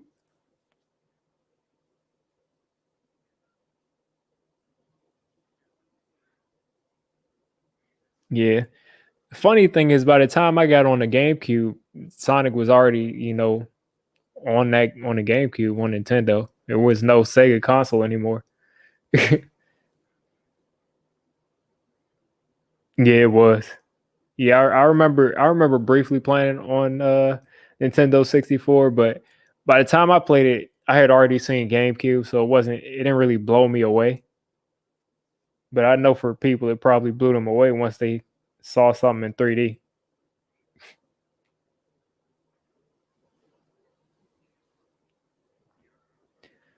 This new PS5 that's coming out, it doesn't look too much different than what's already out, in my opinion. Like going from GameCube to PS2 to Xbox 360 to Xbox One, those were jumps. But right now, everything looks the same. Oh, that's gonna be some money down the road for you.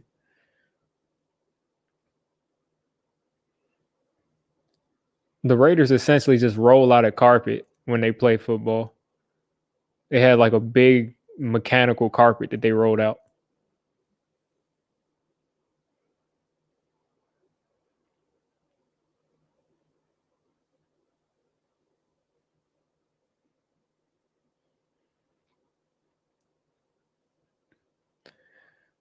I'd say the best I've ever done with controllers.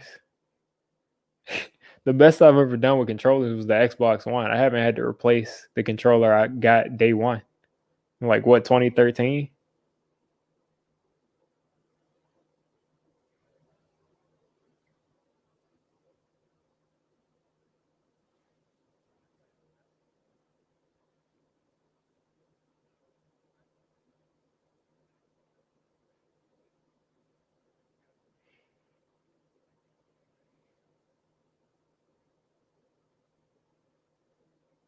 Xbox One X. Uh, is that the newest one? That's not the newest one, is it? I haven't been able to keep up with it. Xbox. I know the newest Xbox that came out. It's like a bigger rectangular thing, but their name, it just confuses me at this point. Okay, yeah, I follow the hub on Twitter, so I'll reach out to him.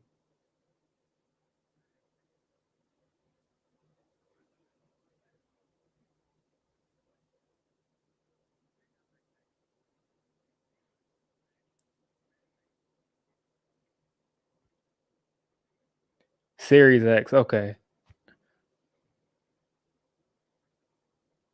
Yeah, I appreciate that word for reaching out. But yeah, I'll probably reach out to the hub on Twitter.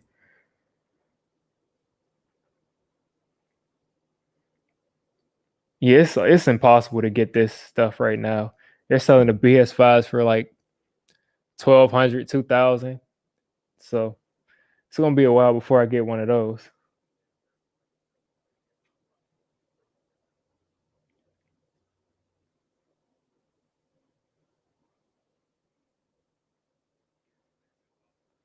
Yeah, I haven't held the controller for it. Hopefully it's worth the upgrade. But from what I've seen, I haven't really seen anything worth the upgrade. I kind of want to play that Spider-Man game on PS5, but other than that, it's not worth what, $500-$600. Not worth it at all.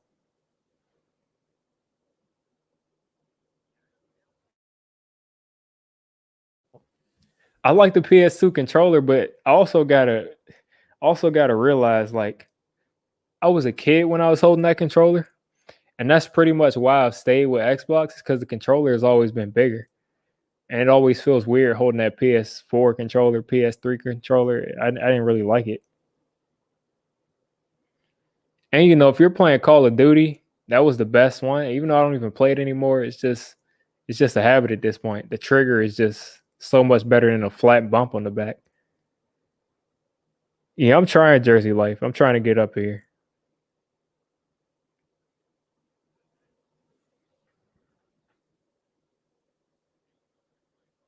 Yeah, that's what I'm saying. I'm not the only person. Those controllers are small.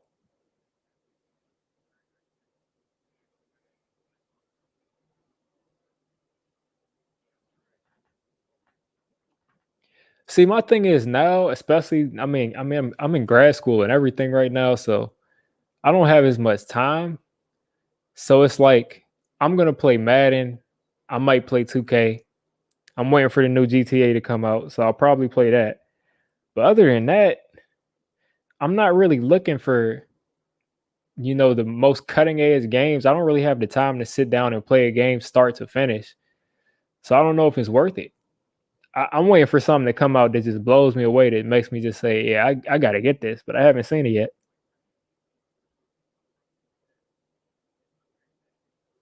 Man, Black Ops One. Oh man, Black Ops One. That was that was something serious. Yeah, that's what I'm saying. It makes me want to do that. We just get an old console. Right now, I got the Xbox One, but there's a couple exclusives that I'd be like for. I say the new Assassin's Creed looks good. That's one of my favorite games. But most of the time, I'm just playing Madden. I'm just playing franchise. So Black Ops One though, you're right. That's legendary. Modern Warfare 2, legendary. World at War, legendary. Halo 3, legendary. Like that was just when you used to be able to get online and it was toxic, but everybody was having fun. Like everybody was having fun online on Xbox Live back then.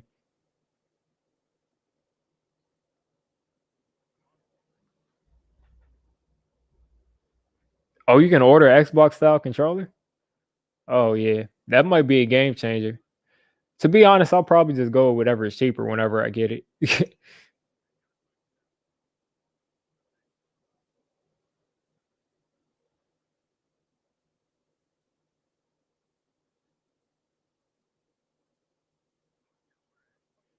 Yeah, Game Pass is a good deal. And a lot of times they have it on sale, so that's definitely a game changer. Yeah, like I said, I like the PlayStation controllers when I was a little kid and I had small hands. Yeah, those Halo 3 lobbies were all those lobbies. When you used to go in somebody's lobby, they had everything, you used to be able to build your own map.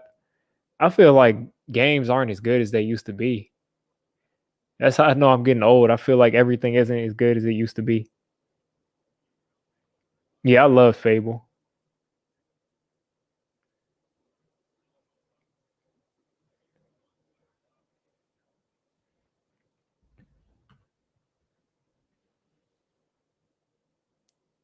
Yeah, we just hanging out in here, Jersey life.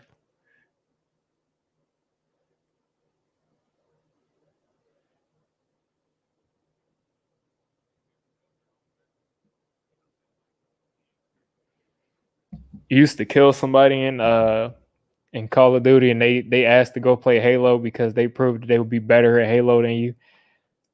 The people would ask to switch games so they could beat you and still would lose.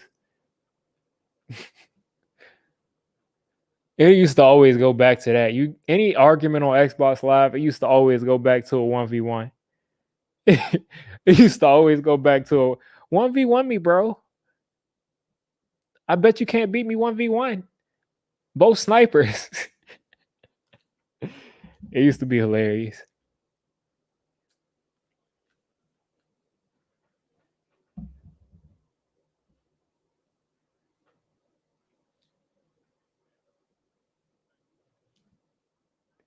What's going on, Richard? We just in here it started off with the NFCs, but we just been talking about gaming. Been talking about music, gaming, all everything.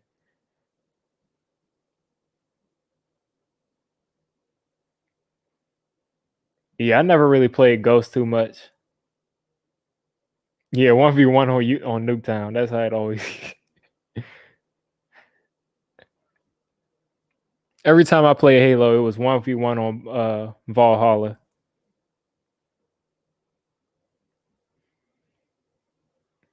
And it pretty much be about whoever got that I can't remember what was it called. It was that little like alien purple ship. Once you got that, I think it was the Banshee. It was a wrap.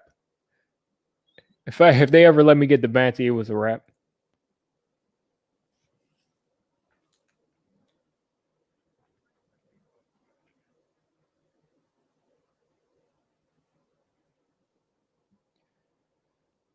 They're just going back and forth with each other. Let me see. See what they do before this half, right quick. Because both of these teams were scoring every drive, and now all of a sudden they slowed down.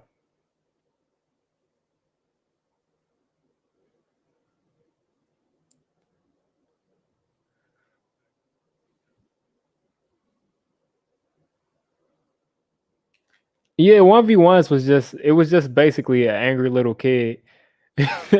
Just you just are going against an angry little kid that just wants to prove that he's better than you to himself. Yeah, that's what it was called, the Ghost. I wanted to say Ghost, but people were talking about Call of Duty Ghost, so I was like, it's probably not what it is, but it's called the Ghost, that purple thing.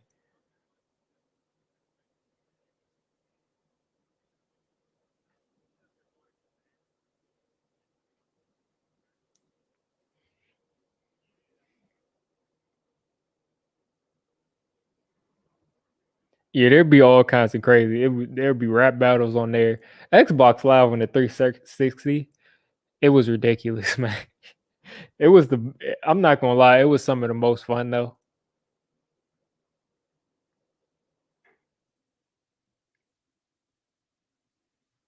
Exactly. You hit them with the plasma. And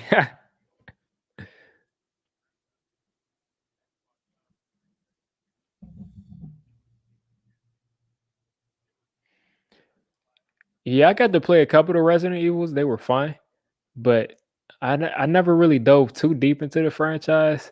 I know I used to like Splinter Cell. I've always been Splinter Cell, Assassin's Creed. Man, I can't think of. Always played GTA, and then I mean I played a lot. I used to be ranked in Madden, so in like Madden 10 when you had to go and get an Ethernet cord,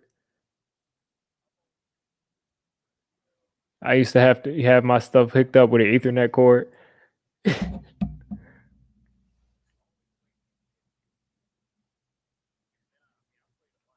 Oh, Mass Effect, man, yeah. Mass Effect, I spent a lot of time on too. Mass Effect 3. Yeah, Splinter Cell, I used to love Splinter Cell.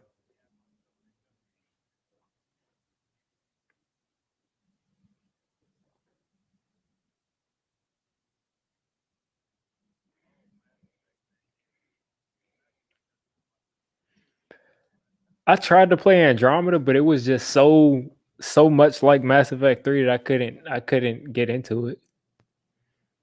A couple years ago I was playing that Dragon Ball Xenoverse game, but they they're just so bad at updating stuff. It was ended up being a waste of time.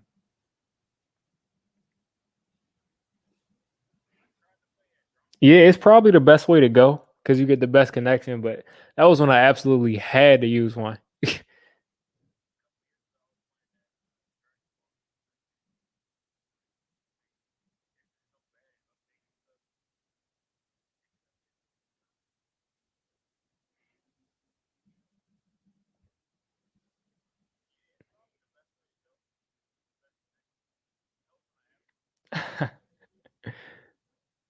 I don't know. I feel like if aliens got here, you would just have to just. It would probably be no choice. It probably would be no choice. They probably know some things we don't know.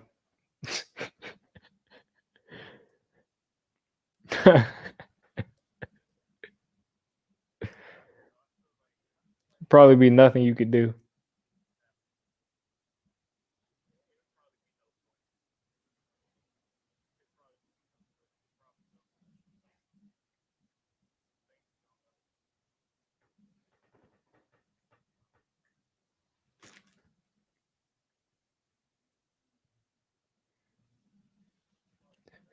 You might get some kind of like intelligence or strength boost if you do that. So maybe that's the way to go.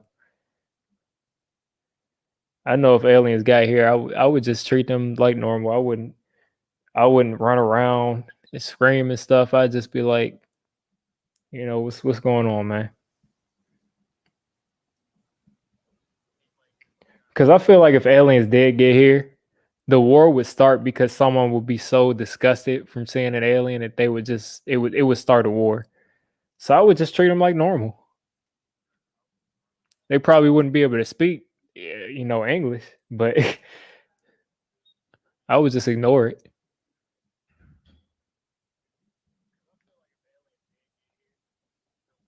That's what I'm saying. We wouldn't know what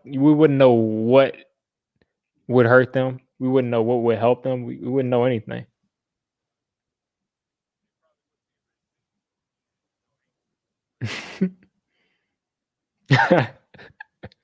I saw I can't remember who it was. It was like one My Little Pony fan on YouTube.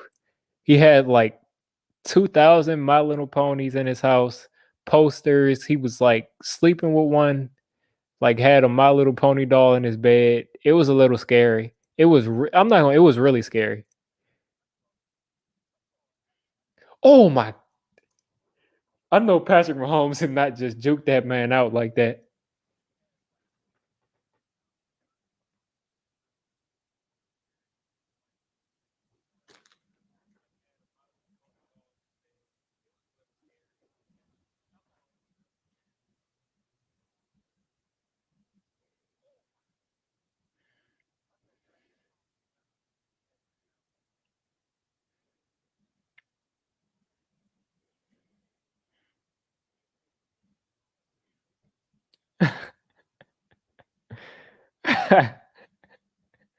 Yeah, he was a little strange.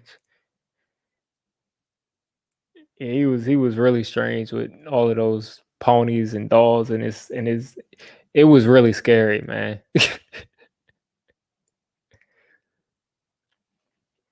Mahomes looked like he's gonna score before the half.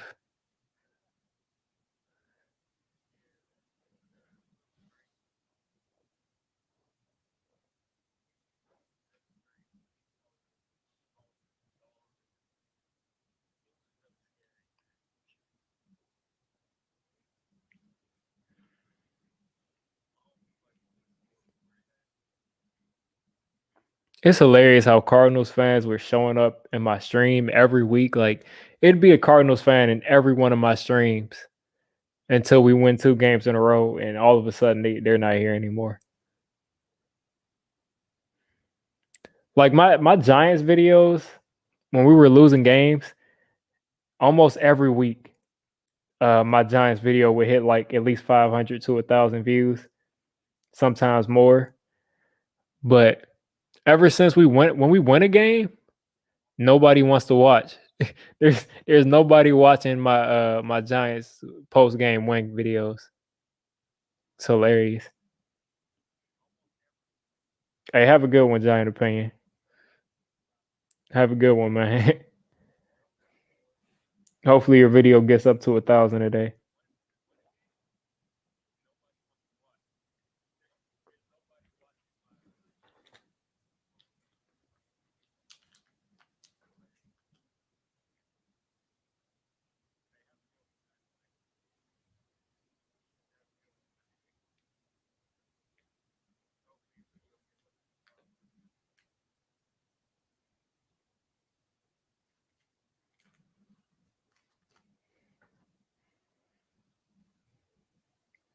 I mean, that's the funny thing. Like the Cardinals aren't out of the doghouse of losing.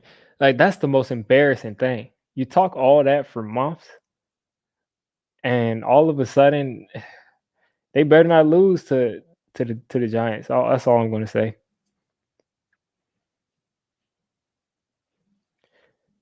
Like Cardinals fans are like the embodiment of Kyler Murray, and Patrick Mahomes just threw an interception in the red zone.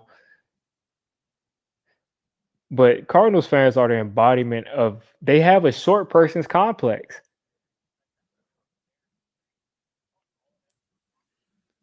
They have a short person's complex because they I gave my opinion on like why I thought that last year a couple of people had better seasons as rookies than Kyler Murray. Like Daniel Jones had more touchdowns. Uh, I think the same amount of interceptions in less games.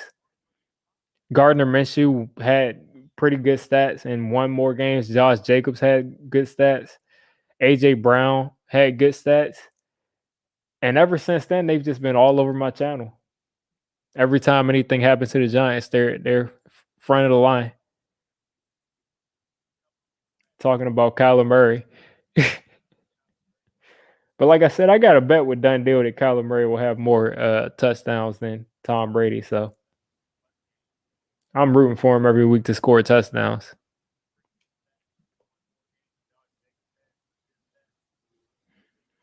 But it's like, you know how you can say something to a regular person, or not a regular person. Short people are people too, but you know you can say something to someone, and it'll roll off their shoulder. But if you say something to someone who's sensitive about something, it's gonna be a long grudge. They're gonna take it to heart. That's how Cardinals fans are. They don't really have much to be happy about. Once I attacked their only thing, they'd be happy about in the future, they were angry.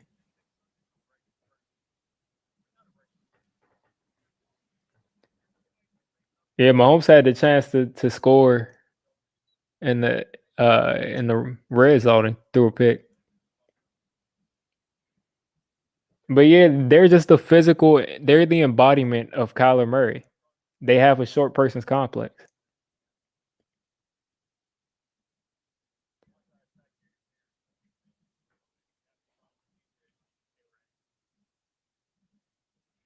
Because they sure have nothing to say when the Giants start winning games. And when they lose, I mean they're disappearing.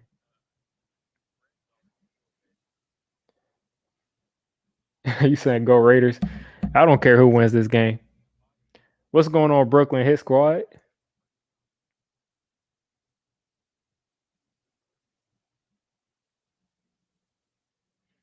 Yeah, Brooklyn has he's got a channel too. Sub him up if you're not sub. He's making great videos.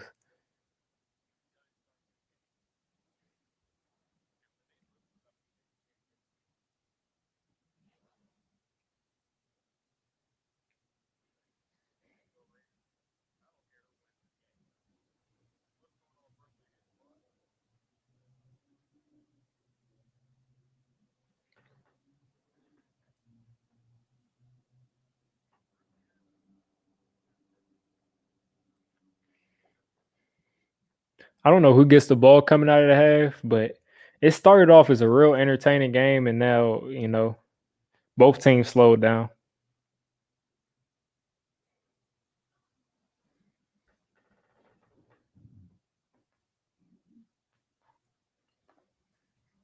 Nothing much. We started off talking football, and then we just start talking about everything under the sun. So it's pretty much open season. We can talk about the division. We can talk about everything. But the consensus was we all think that the Eagles are out of it. So that's one thing we all agreed on, was that the Eagles are pretty much out of it the way that they're playing. And they play the Seahawks, uh, Packers, Saints, and Cardinals. They're cooked.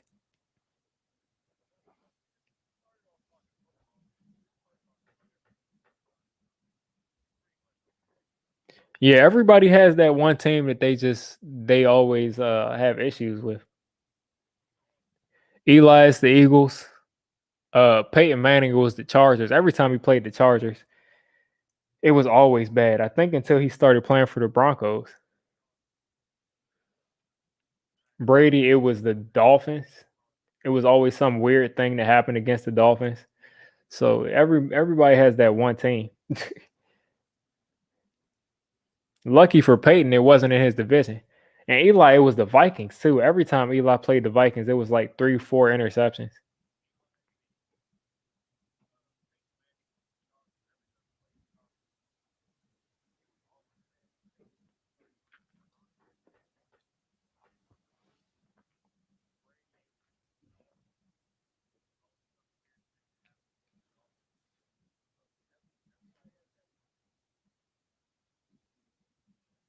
You said you called it. You're rooting for the Raiders, right? Yeah.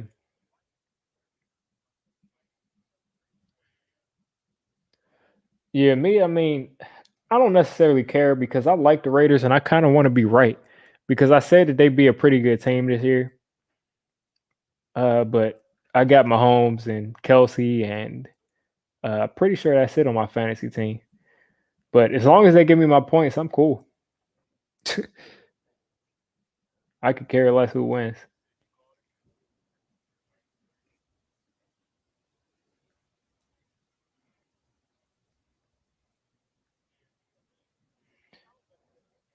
Like I'm beating the brakes off of somebody in fantasy right now. I'm about to score like a 160. I'm already at 142. I had Keenan Allen and Justin Jefferson.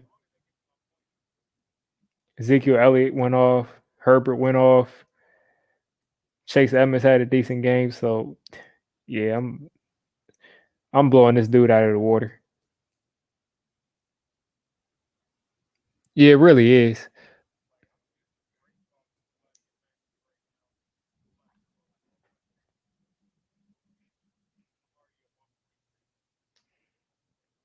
Meanwhile, I need Gronk to step up for me. I need like 20 points from Gronk.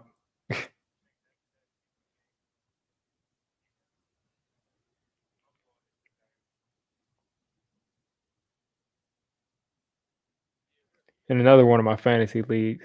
Yeah, I need 20 points from Gronk. I'm in four altogether. I'm projected to win three out of these four, but I doubt Gronk's gonna go off for like 25 points. So because I'm playing against Brady, so that'll be tough. Claypool's been getting money for me though. I can't wait for next season to start up so I can start me a sub fantasy league.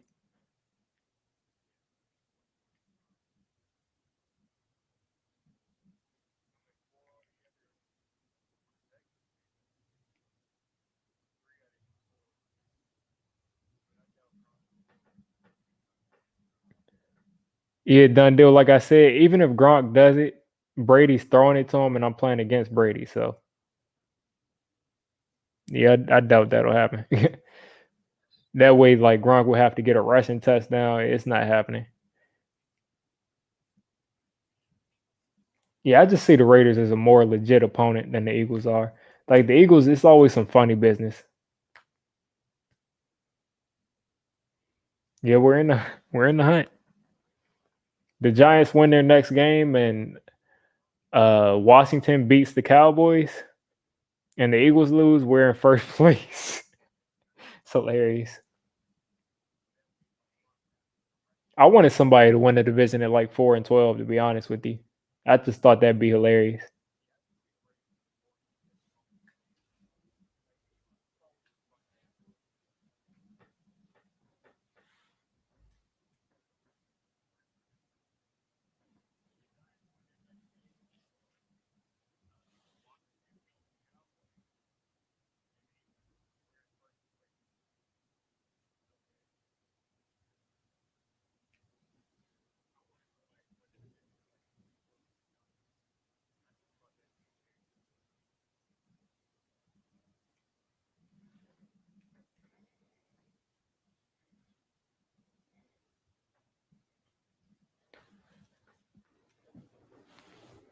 But yeah, the Giants just gotta play their game, finish strong, finish up the season strong. If they finish strong and play like how they've been playing the last couple of weeks, they should go 6-10. I don't know if that'll be enough, but 6-10 makes you feel good about next season regardless. Because that's where people thought we'd be. Yeah, if they would have lost today, that'd have been perfect.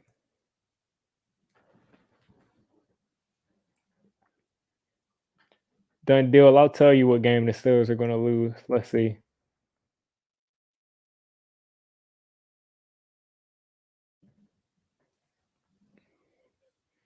So they play the Ravens this Thanksgiving. They play Washington. They play the Bills, the Bengals. That's nothing. The Steelers will lose to the Colts. Um, They'll either lose to the Ravens this week or they'll lose to the Colts in 5 weeks.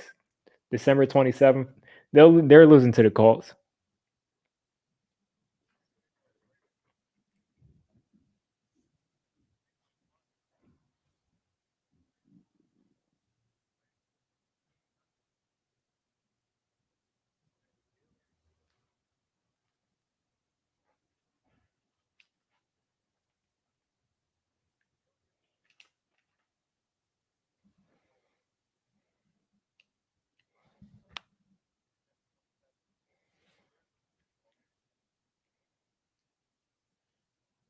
The Browns are a wild card. Who knows?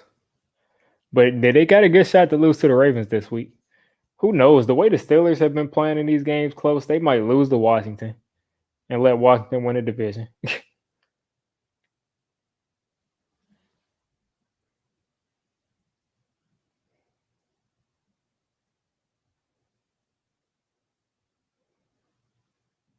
the thing is, I think the Steelers are already like 10 and 0, so they can lose them all, and they might still have a shot at winning their division.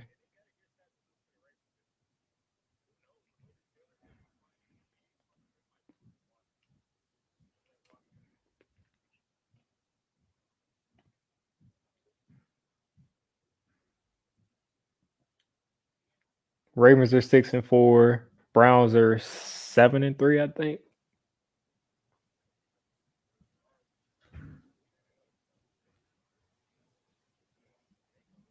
Because the Steelers were supposed to lose a couple of bad. They should have some bad losses. Like they should have lost to the Eagles, who were counting out. They should have lost to a couple of teams this year, and they ended up not losing because they've been in some close games with some teams that a 10-0 team should not be in close contention with.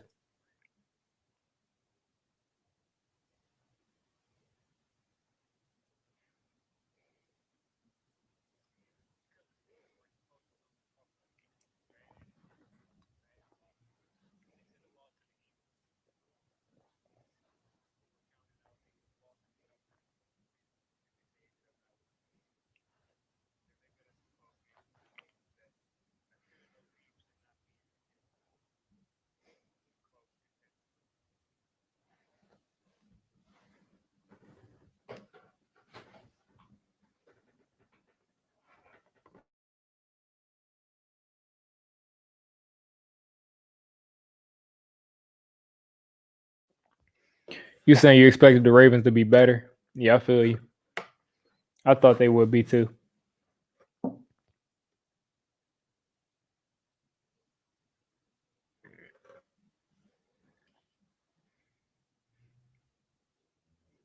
Like for them to be 6-4, Ravens might win out.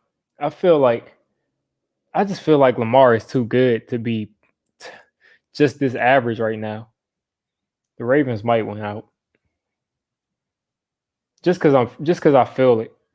That's the only reason I would say that. Just because I feel like that might happen. I expect the Raiders to be around this good. Actually, that offensive line is ridiculous, man. If you got the best offensive line in the league, you're a playoff team.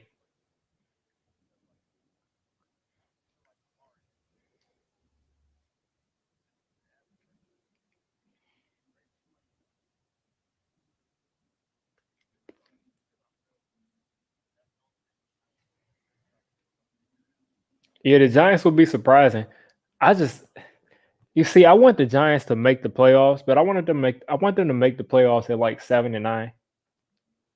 8-8 is unreal, but making the playoffs at 7-9 after the start to this division would be legendary.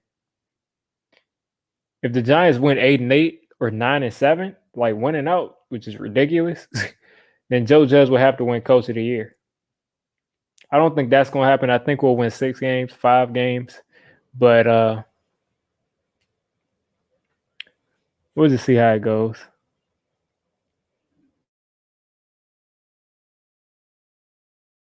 But like I said, if the team from this division makes the playoffs at less than 6 wins or even less than 7 wins, I'm going to be rooting for them to win that first playoff game. To tell you the truth, just because I just want to see people just like have to shut their mouths because they talk trash all year about the division.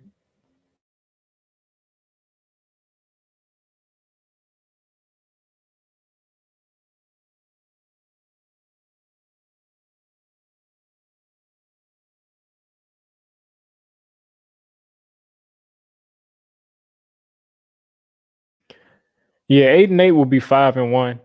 9-7 will be 6-0. 4-2 will be 7-9. So we'll see. If we do something like that, that's some serious improvement.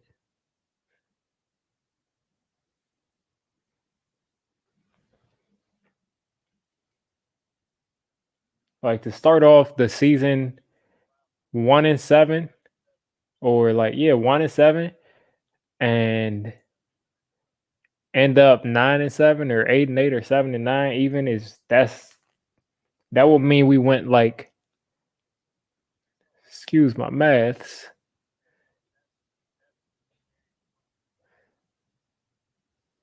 that would mean we went 6-2 the second half of the season. So Joe Judge would have to win Coach of the Year at that point. But like I said, I see the Giants finishing at 5 or 6 wins. It's the key games. If you take those other games for granted, the Bengals and the Cowboys, the key games are the Browns and the Cardinals.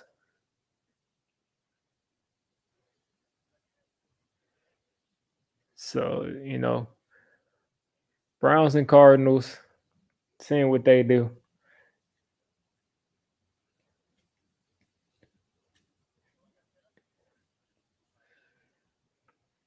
I think the Browns are a winnable game, and I think the Cardinals are a winnable game. I think the Ravens are a winnable game.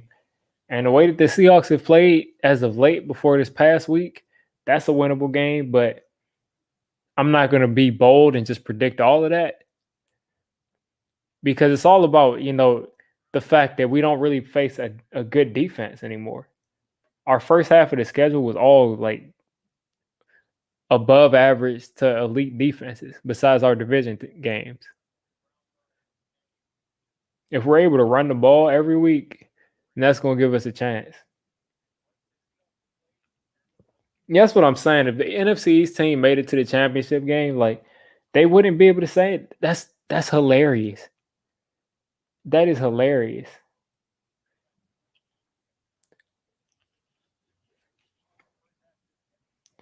Like, that'd just be hilarious. Because every week they jump on Undisputed and First Take and say the NFC East is horribly bad. It's disgusting. Teams shouldn't make the playoffs out of this division. But if they win some playoff games, that'd be hilarious. The Ravens game is going to be entertaining to see those two running quarterbacks. Who would have thought when we drafted Daniel Jones that, he would be in a game running around with Lamar Jackson? That's hilarious.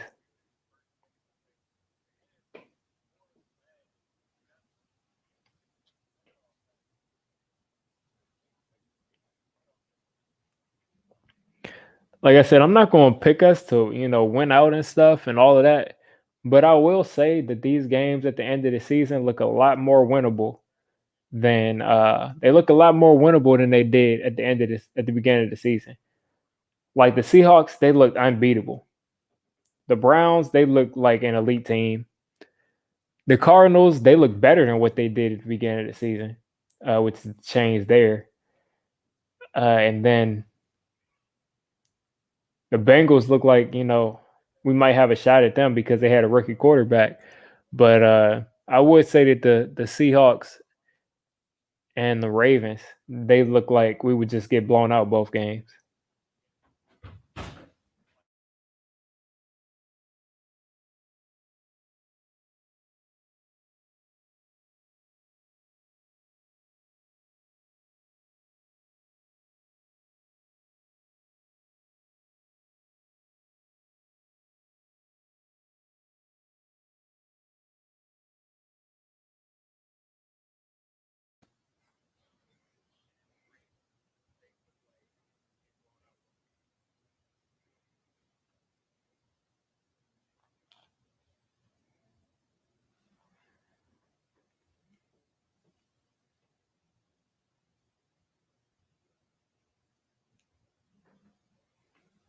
Yeah, I mean it depends. We could say right now that like that's the thing about the NFL about football is that we could be saying that the Seahawks and the Ravens are automatic losses, but we could beat both of those teams and lose to Dallas and the Bengals. Like that's the thing. We never know what we'll do, but looking right now, it seems like the Seahawks should be a loss. Seems like the Ravens is up in the air. Seems like the Browns is up in the air. Seems like the Cardinals is up in the air. And we should probably be favored in the Bengals game. And we'll see what happens with the Dallas game, the last game of the season. We'll see how they're playing at that point.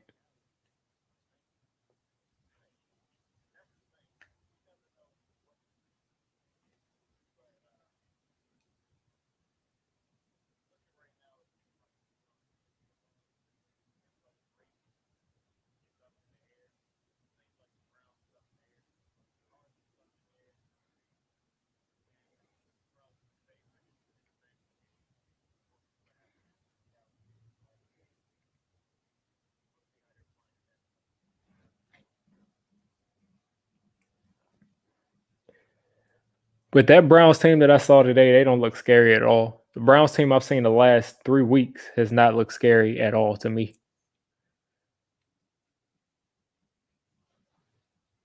Nick Chubb, I mean, yeah, he's known to break a couple runs off, but I'm not saying I'd be surprised if they beat us, but they don't look scary on any level.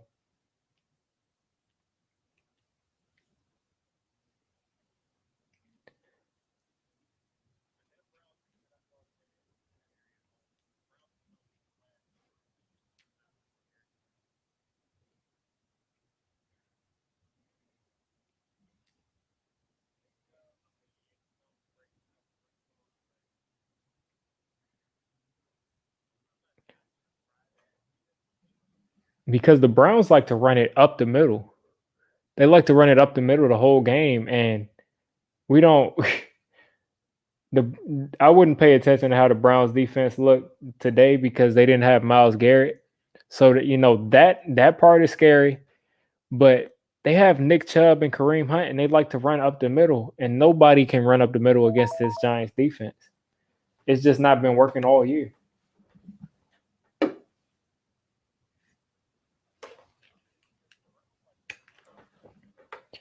I was going back and forth with my record prediction. Right now I'll put it at 3-3. Our last 6 games we've been 3-3. So maybe if you want to say we're improving, we go 4-2. But I'm putting this at 3-3. I have us beating the Bengals, the Browns, and the Cowboys. We'll be in every game, so 4-2 is possible. But I have us right here going 3-3, and of course that depends on what happens this upcoming Sunday, this next Sunday. But nobody's running up the middle, so we'll see how that goes. The Ravens like to attack the middle of the defensive line, and the Browns like to attack the middle of the defensive line. So if we can stop that, we should be able to beat the Browns. The Cardinals attack the edges. Kyler Murray's running around like a complete idiot, doing whatever he wants to do. Um, who knows with that dude? DeAndre Hopkins is a monster, but James Bradbury actually usually does really well against him. So we'll see how it goes. But they got a lot of weapons there in Arizona too.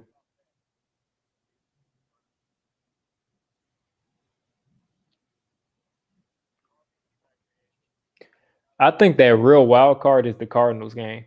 Cardinals game and the Ravens game. If we won one of those games, I'll really be feeling good about the team going 4-2.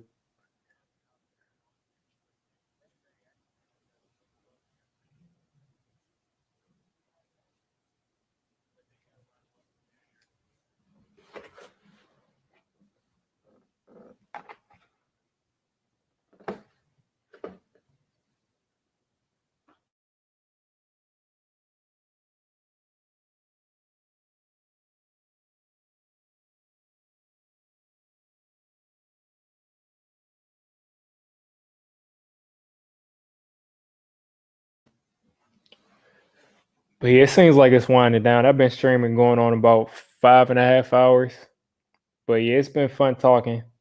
I think I'm gonna get out of here and rest my voice. But I'll have a video tomorrow morning probably. I'll record tomorrow morning. It might be later on that day, but I'll put out a video tomorrow to preview this Bengals game, figure out this mess that we're in for this division. Yeah, hopefully DJ comes out firing, not firing, irresponsibly, but firing, getting touchdowns. But yeah, I'm gonna get out of here. Thanks, Word. I'm gonna make you see if I can make you a mod in this stream.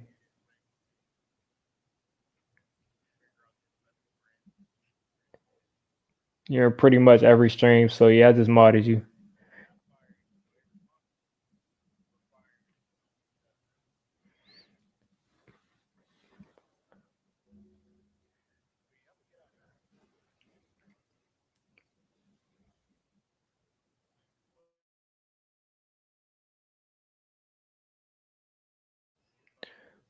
Yep. I'm gonna go ahead and see y'all during the week. See you next week for the stream, next game. Let y'all know if I'm going live anytime before that. And if I don't see y'all before this live, then happy Thanksgiving.